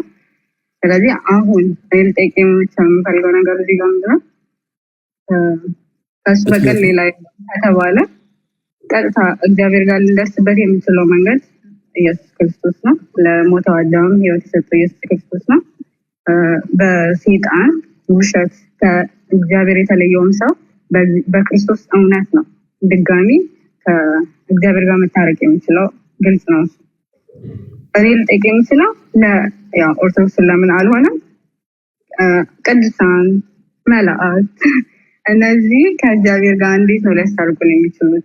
ማለት ክርስቶስን እንዴት ነው የሆነ ታውቃለህ? ለምን እንደጠየቅኩ ልንገርህ። ለሰውነሽ አውሪኝ፣ ችግር የለው። በፍጥረት 3 ላይ እኔ ምንም የሆነ ኔጌቲቭ ነገር መናገር አልፈልግም። በፍጥረት 3 ላይ ምን ይላል? ሔዋን የሰው ልጅ የወደቀበት ቦታ ነው። መጀመሪያ ሰይጣን ወደ ሔዋን መጣ፣ ሔዋን እያወራት መጨረሻ ላይ ግን ከእግዚአብሔር ነው የለያቸው። ከእግዚአብሔር ሲለያቸው ግን ተመሳሳይ ነገር አቅርቦላቸው እግዚአብሔርን አንደኛ ሰይጣን ውሸታም ነው ያደረገው። እዛ ጋር እንደምታየው ትሞታላችሁ ብሏል ሲላት ትሞታላችሁ ብሎናል ብላ ሔዋን ስትነግረው እሱ ግን አትሞቱም አላቸው አላት። እዚህ ጋርም አሁን ኢየሱስ ክርስቶስ በእኔ በቀር ብሏል እና ሌላ መንገድ ስለ ከእግዚአብሔር ጋር ስትጸልዩ ወደ ማርያምም ወደ መላእክትም ጸልያላችሁ። ይህንን ልታብራልኝ ትችላለህ? አልገባኝም፣ እንድታስረዳኝ ማለት ነው። እሺ፣ በመጀመሪያ የሰራሽው ንጽጽር ስህተት መሆኑን ልንገርሽና ከዛ ወደ ሀሳቡ ገባለሁ። ሰይጣን እግዚአብሔርን ሐሰተኛ አድርጎ የእርሱን ቦታ እንዳትይዙ ነው፣ እንደው ክብር ስልጣን እንዳታገኙ ነው ሞትን ትሞታላችሁ ያላችሁ ብሎ ደለላቸውና በውሸት ቃል እንደውም ገዢ እንደሚሆኑ ነገራቸው። ሰው ከዛ በሉ። እነርሱ ግን እግዚአብሔር ያለው ተፈጸመባቸው፣ ሰይጣን ያለው ማታለያ ነበረ። ልክ እንዲሁ አመጣሽውና ኢየሱስ እኮ በእኔ በቀር ብሏል ብለሽ አንጠልጠለሽ ተውሻት። ሀሳቧ ግልጽ ስለሆነች ስለገባችኝ ማታለያ ወይም ደግሞ ማነጻጸሪያ ሆኖ የገባ የቅዱሳን ምልጃ የለንም። አስታራቂያችን አንድ ነው፣ መካከለኛው አንድ ነው፣ እርሱም ጌታ ኢየሱስ ክርስቶስ ነው። በደሙ ያገኘነው ስርየትን የሚተካ ምንም አይነት ሌላ መስዋዕት የቀረበ የለም፣ ሊቀርብም አይችልም። ሊቀርብ ቢችል ኖሮ ጌታ ሰው ባልሆነ ነበረ። ስለዚህ ስለሌለ እግዚአብሔርም አየ፣ ተመለከተ፣ ወደ እርሱ የሚማልድ እንደሌለ ስላየ ወይም ውጪ ቤዛ ሆኖ ያዳነን አለ ያነጻን አለ ብለን አናምንም። የቅዱሳን ምልጃን እንደ ክርስቶስ ማዳን ማስታረቅ አድርገንም አንቆጥርም፣ አናምንም። ይኸውን እንድታውቂ የምፈልገው የእናንተ ምልከታ ነው። ልክ እኛ ቅዱሳን ያማልዱናል ስንል አይ ኢየሱስ አያማልድም ማለት ነው እያልን መስሎ ማነው ኢየሱስ አያድንም የምንል አድርጋችሁ የምትረዱት እናንተ ናችሁ። እኛ ግን እንደዛ አይደለም ምናምነው ምንድን ነው? በኢየሱስ ክርስቶስ መዳንን አግኝተናል። ወደ ቤተክርስቲያን ተጨምረናል። በዚች ቤተክርስቲያን ውስጥ ምን አለ? የክርስቲያኖች ህብረት አለ። በህብረት ውስጥ ደግሞ አንዱ ለአንዱ ይጸልያል። አንደኛ ቆሮንቶስ ምዕራፍ 12 ላይ በትክክል ይተሳሰቡ ዘንድ ይላል። ቁጥር 27 አካባቢ ላይ አንዱ ብልት ሲደክም ሌሎቹ አብረው ሲያዝን አብረው ያዝናሉ፣ ሲደሰት አብረው ይደሰታሉ። ጳውሎስ ደግሞ በጢሞቴዎስ መልእክቱ ላይ መልጃ ስለ ሰዎች፣ ስለ ነገስታት፣ ስለ መኳንንት ሁሉ እንዲደረግ እመክራለሁ ይላል። መልጃ ስለ ሰዎች ሁሉ ማለት ነው። ከዛ ምን ይላል መሰለሽ? መዳናችንን በሚወድ በእግዚአብሔር ፊት ይህ ደስ የሚያሰኝ ነው ይላል። የቅዱሳን ምልጃ የምንለው ይህንን ነው፣ ልመና ማለት ነው። ወዴት የሚደረግ? ወደ እግዚአብሔር። ይለምኑልናል እያልን ነው እንጂ ደማቸውን ያፈሱልናል እያልን አይደለም። ሊያፈሱም አይችሉም፣ ቢያፈሱም አያድነንም። የሚያድነን የመስዋዕትነት አንዴ በክርስቶስ የተደረገ ነው ማለት ነው። ጳውሎስ በተደጋጋሚ ስለኔ ጸልዩ ሲል ተመልክተናል። ስለኔ ጸልዩ ማለቱ የክርስቶስን ደም መግፋት ካልሆነ እኔ ቅዱሳን ስለኔ ጸልዩ ስላቸው የክርስቶስን ደም መግፋቴ ሊሆን አይችልም። ለጳውሎስ ካልተረጎምሹ ለኔ አትተረጉሚው።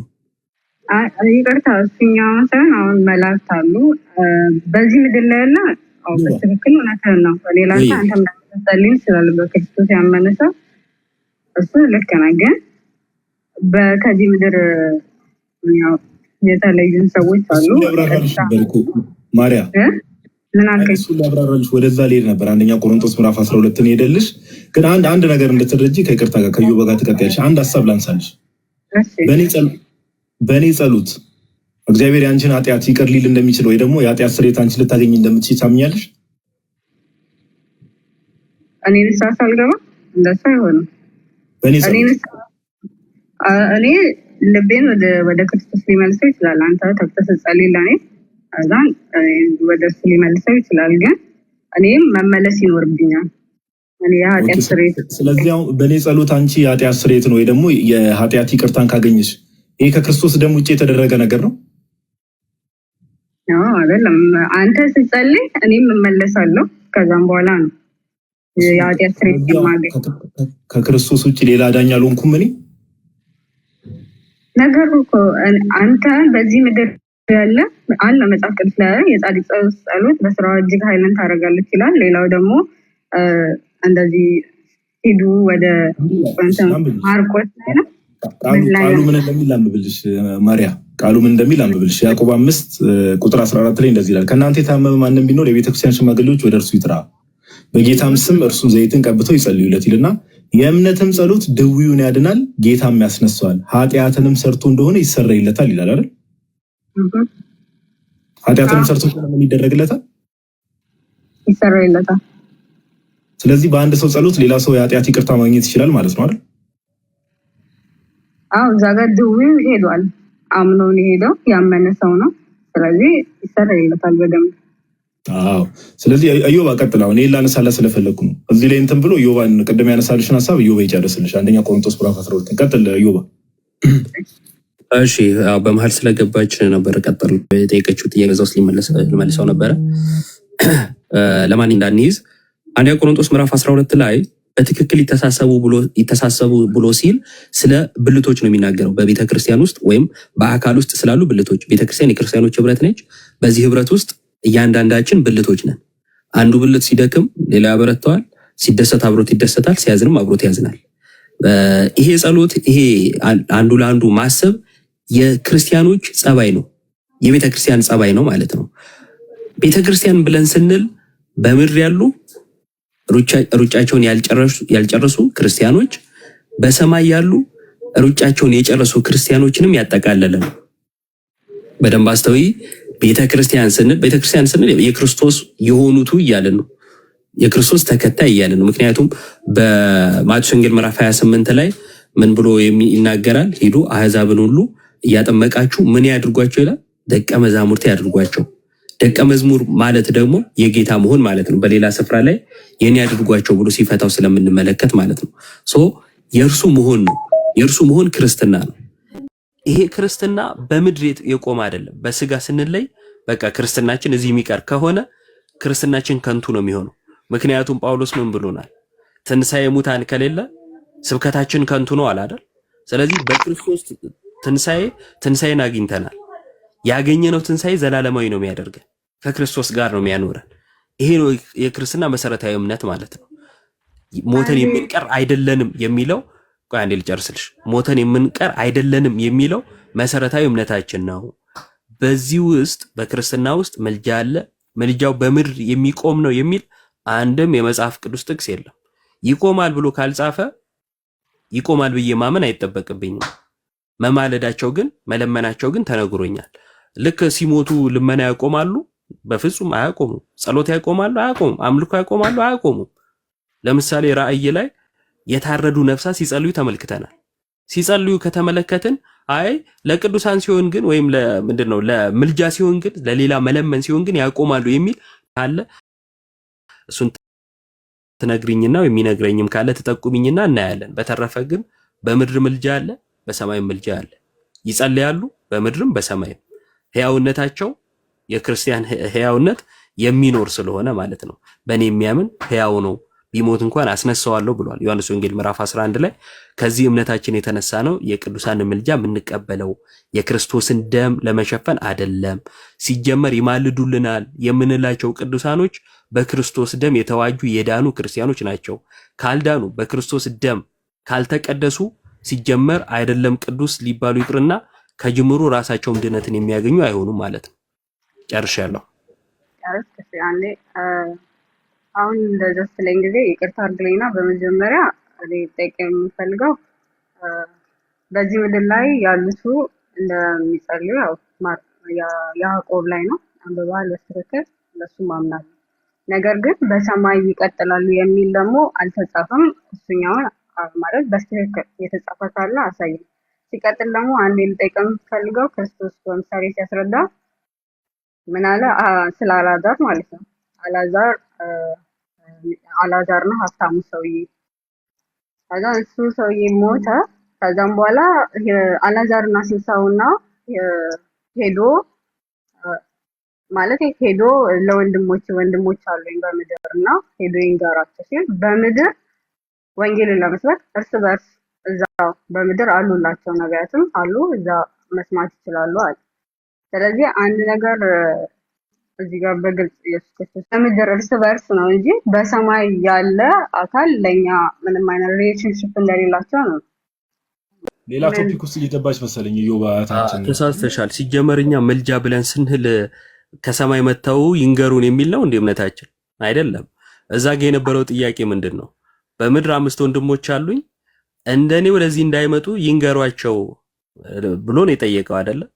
መጀመሪያ መጠየቁን ማመን አለብሽ። በሲኦል ያለው አብርሃምን ሲለምን ተመልክተሻል። እሱን ትቀበይዋለሽ ወይ ነው።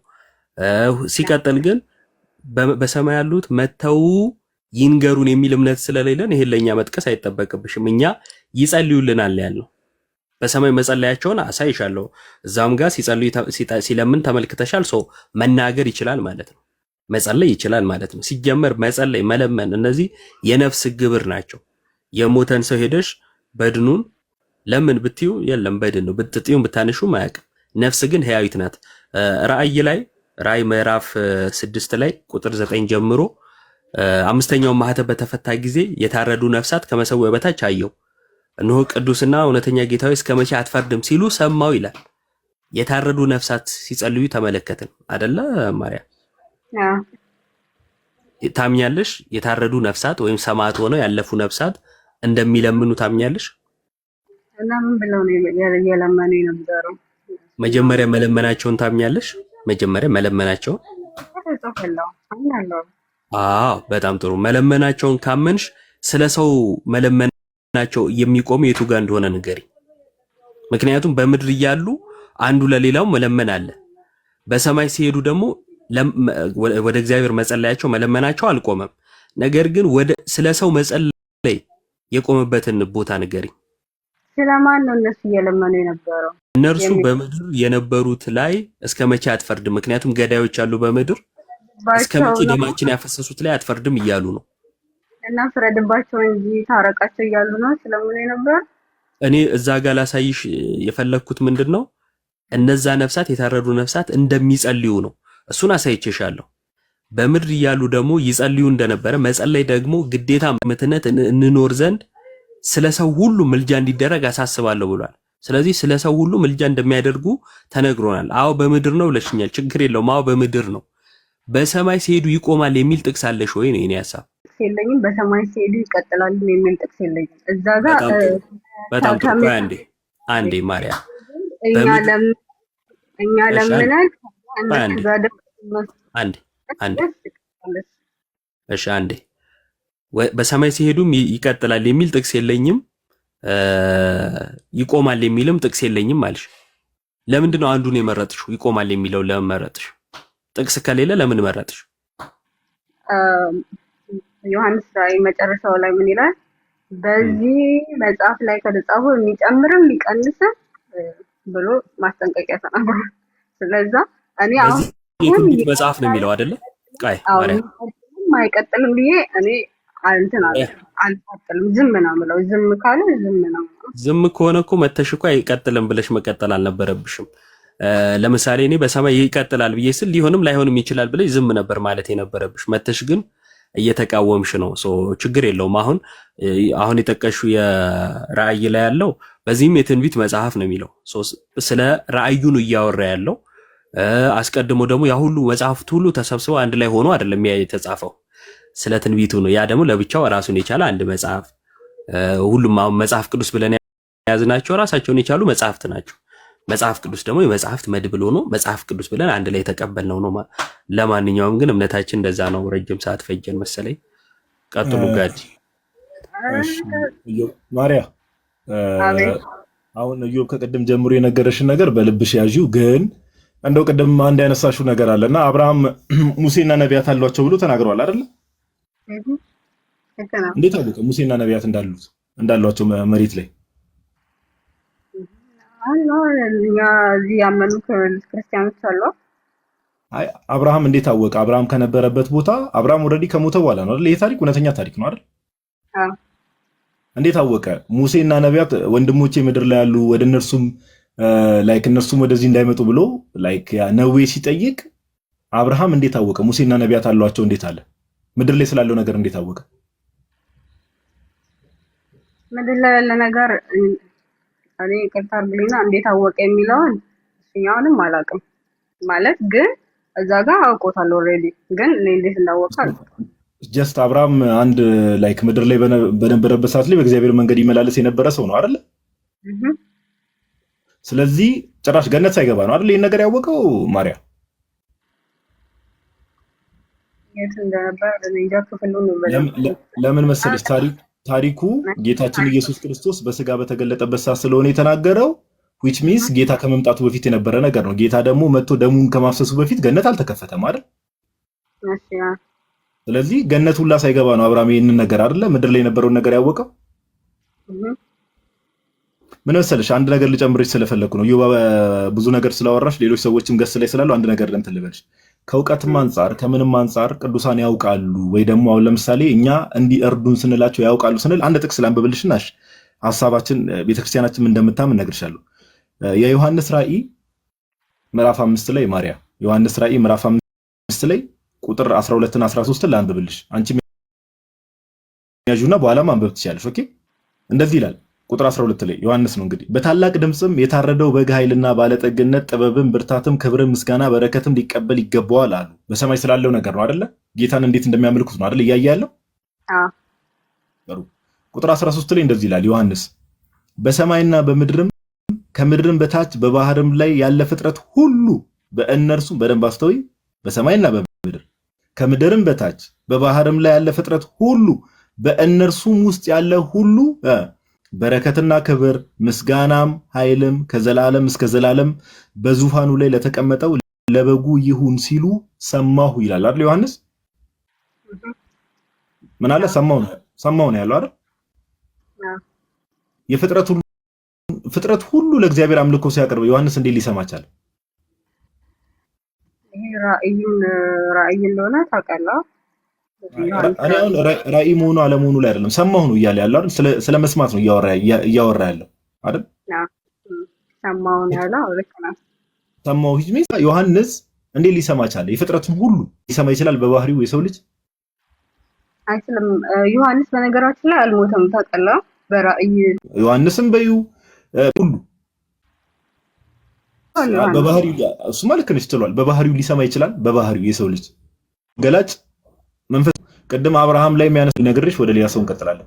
ለምሳሌ የሉቃስ ወንጌል ምዕራፍ 15 ቁጥር 10 ላይ አንድ ቃል እናገኛለን አይደል ማርያም? ምን የሚል ቃል? በአንድ ኃጢአተኛ ንስሐ መግባት ምክንያት በሰማይ በእግዚአብሔር መላእክት ዘንድ ታላቅ ደስታ ይደረጋል ይላል አይደል? አይደል? አዎ። እንዴት ያውቃሉ መላእክት? አንድ ሰው ለምሳሌ አንቺ አሁን ማርያም ንስሐ ስትገቢ መላእክት እንዴት አውቀው እንዴት ሊደሰቱ ይችላሉ? የእግዚአብሔር ስራ ነው። በጣም ጥሩ ምን ልልሽ ፈልጌ ነው እንደውም ካነሷቸው አይቀር ያጂና ከዛ ትንቢተ ዘካርያስ ላይ ምዕራፍ 1 ማለት ነው። ያው እግዚአብሔር እንደምታውቂው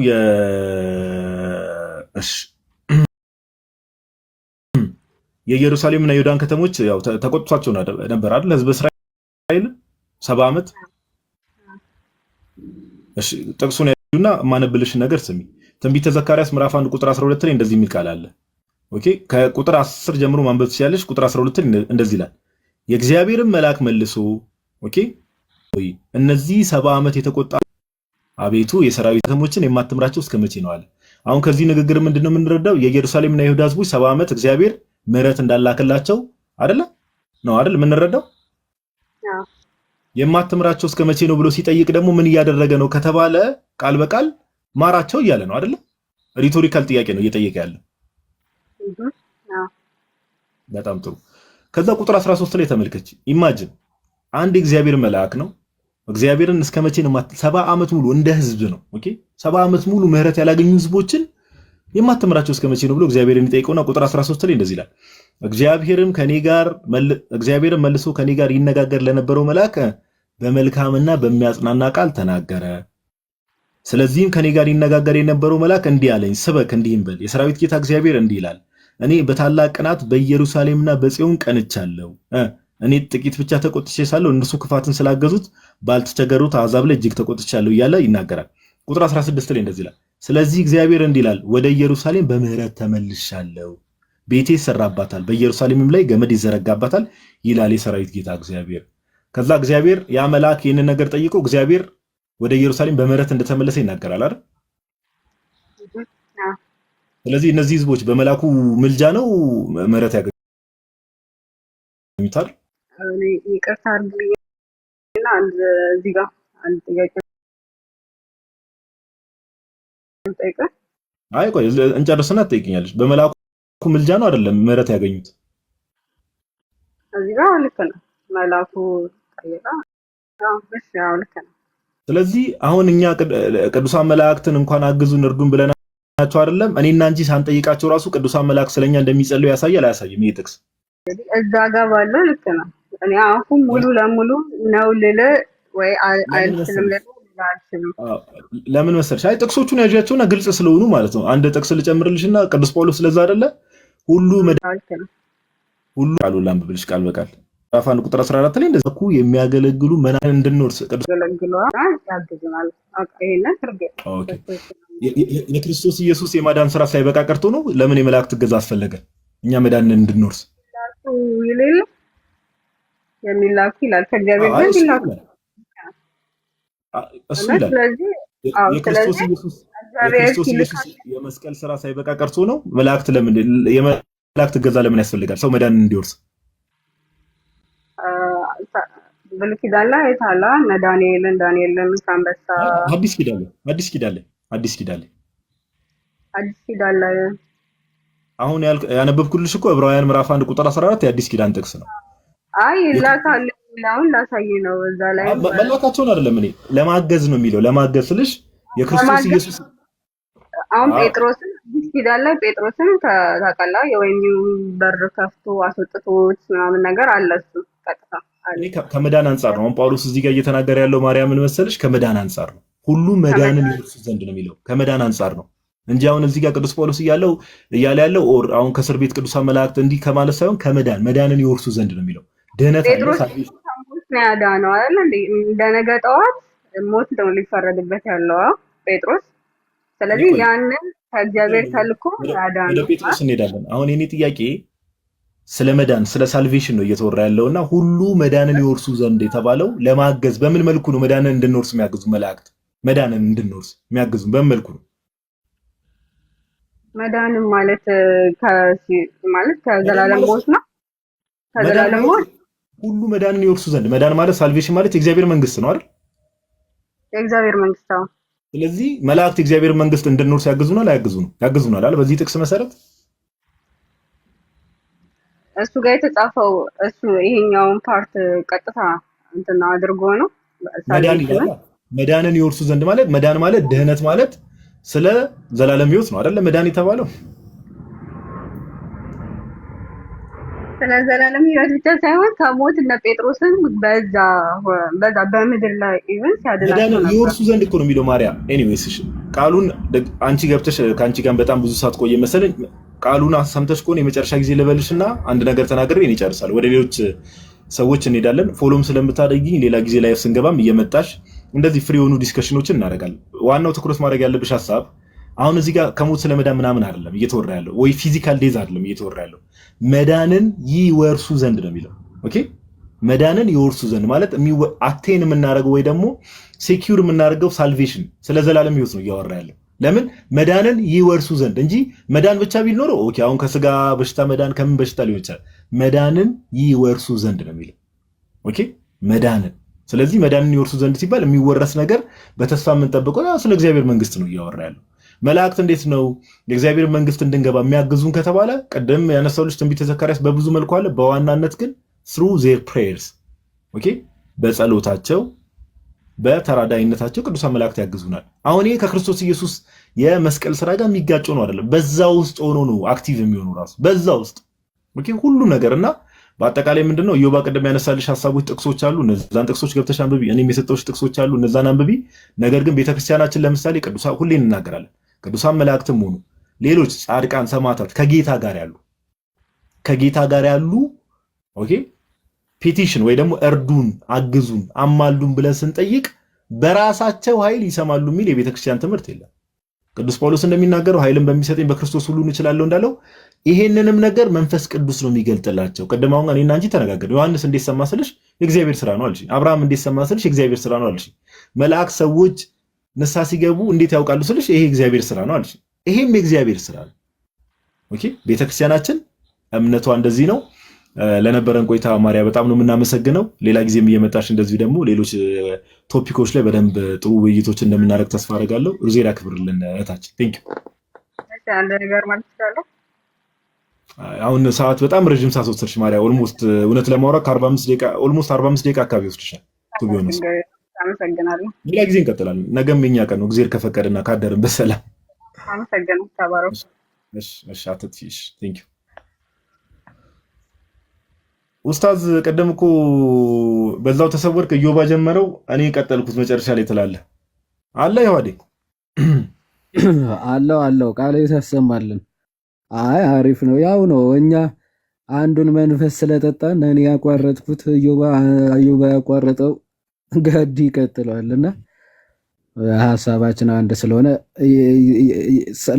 ልለው የነበረው ኦልሬዲ ኢዮባ እያነሳው ነበረ ከወጣው ስሰማው በኋላ ስመለስና ያዛቲስ ተቀበለው። ይሄ ዩዘር የሚለውን ኦኬ አንድሮ የሚለውን አይ ቲንክ እሱ ፕሮቴስታንት ቀደም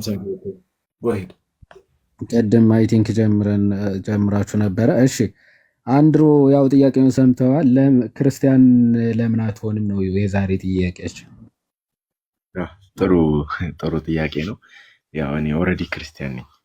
በክርስቶስ ፍጹም አምላክነትና ፍጹም ሰውነት ማመን፣ በአምላክ በሶስት አካልና በአንድ አምላክ ማመን፣ በክርስቶስ ፉሊ የተጨረሰ የድነት ስራን የማመን ክርስቲያን ነኝ።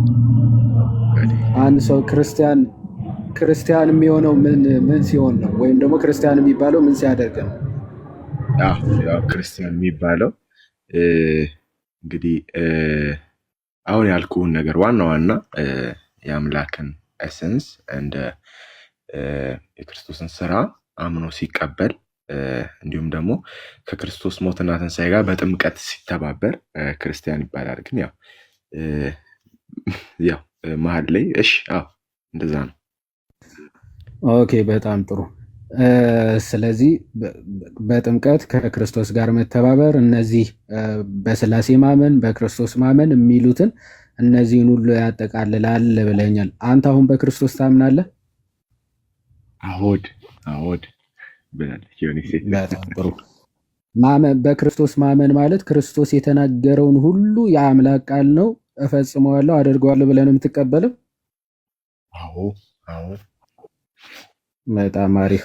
ቅድም ያነሳነውን ጥያቄ ከማንሳቴ በፊት ቅድም ለማርያ ያነሳነውን ሀሳብ ከማንሳቴ በፊት ክርስቶስ ኢየሱስ ለኒቆዲሞስ ሰው ዳግመኛ የሚወለደው ከምንድን ነው ብሎ ነበር የተናገረ? ከመንፈስና ከውሃ ካልተሳሳትኩ። በጣም ጥሩ። ከውሃና ከመንፈስ ትክክል ነህ። ሰው ከውሃና ከመንፈስ ዳግመኛ ካልተወለደ የእግዚአብሔር መንግስት አይገባም ብለህ ታምናለህ? ከቅድሙ ጋር የተያያዘ ኩዌሽን ነው። ጥምቀት ለድነት የሚለው ጥያቄ ነው። ኤግዛክት ወርድ ከምናደርገው ሀሳቢን አጠር አድርጌ ላብራራል። ዮሐዴ እንትን ሀሳቡን አጭር አድርገ ነው ፕሪሳይዝ እምነትህን ለማወቅ የሚመቸን ኤክስፕረስ ባደረግኩ ቁጥር ምን እያብራራ እንደሆነ ልንረዳው ስለማንችል የምታምነውን ነው የምትመልሰው። ኦፍኮርስ ኦኬ።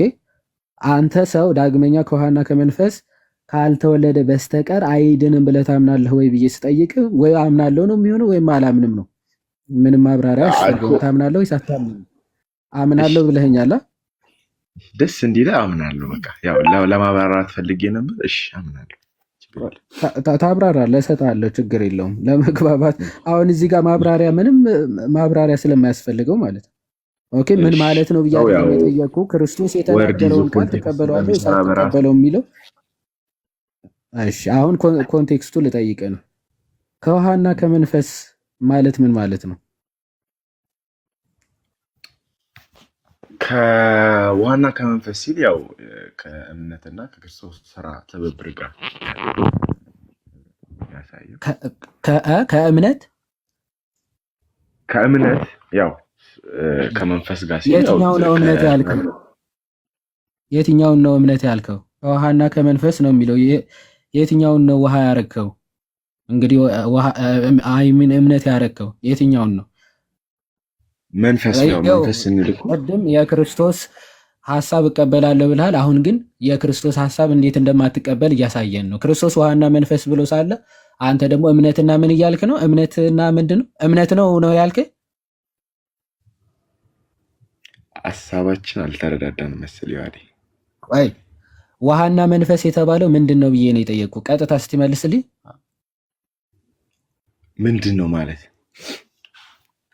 ውሃ ነው፣ መንፈስ ነው። ከውሃና ከመንፈስ ነው ሰው ውሃና መንፈስ ብለህ ነው ቀጥታ ከክርስቶስ ሞትና ትንሣኤ ጋር ስትተባበር ነው። ያው መንፈስ ማለት ደግሞ መንፈስ የሚወርድለት አማኝ ነው። ሰው ከእምነት ጋር የሚያያዝ ነው። ስለዚህ ጥምቀት ነው ብለህ ነው የምታምነው? ጥምቀት ነው ማለት ነው ውሃና መንፈስ። ብዙ አይነት እሳቤ ያለው እዚህ ጋር ዲቴል ከገባን የፕሮቴስታንቶቹ የሀገር እሳቤ አለ። ለዛ ነው አንተን እየጠየቅ ያለ። እሱን የዋዴ ብናልፈው ደስ ይለኛል። እዚህ ጋር ሌላ ፖለቲካ ምናምን እንዳናረገው ወደ ሜን ፖይንቱ ፖለቲካ አይደለም። የምን ፖለቲካ? ሀገር ያወቀው ፀሐይ የሞቀው እኮ ነው። እዚህ ራሱ ከራስ ከዶክተር ተስፋዬ ሮበሌ መጽሐፍ ወደ 5 እይታዎች በፕሮቴስታንት ላሳየ እችላለሁ። በ5 እይታዎች ማለት ነው።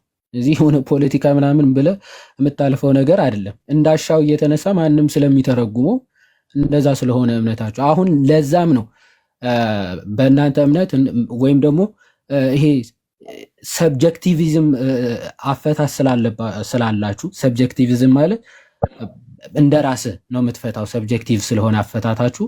ለዛ ነው እየጠየቁ ያለው። አንተ ምን ብለህ ነው የምትረዳው?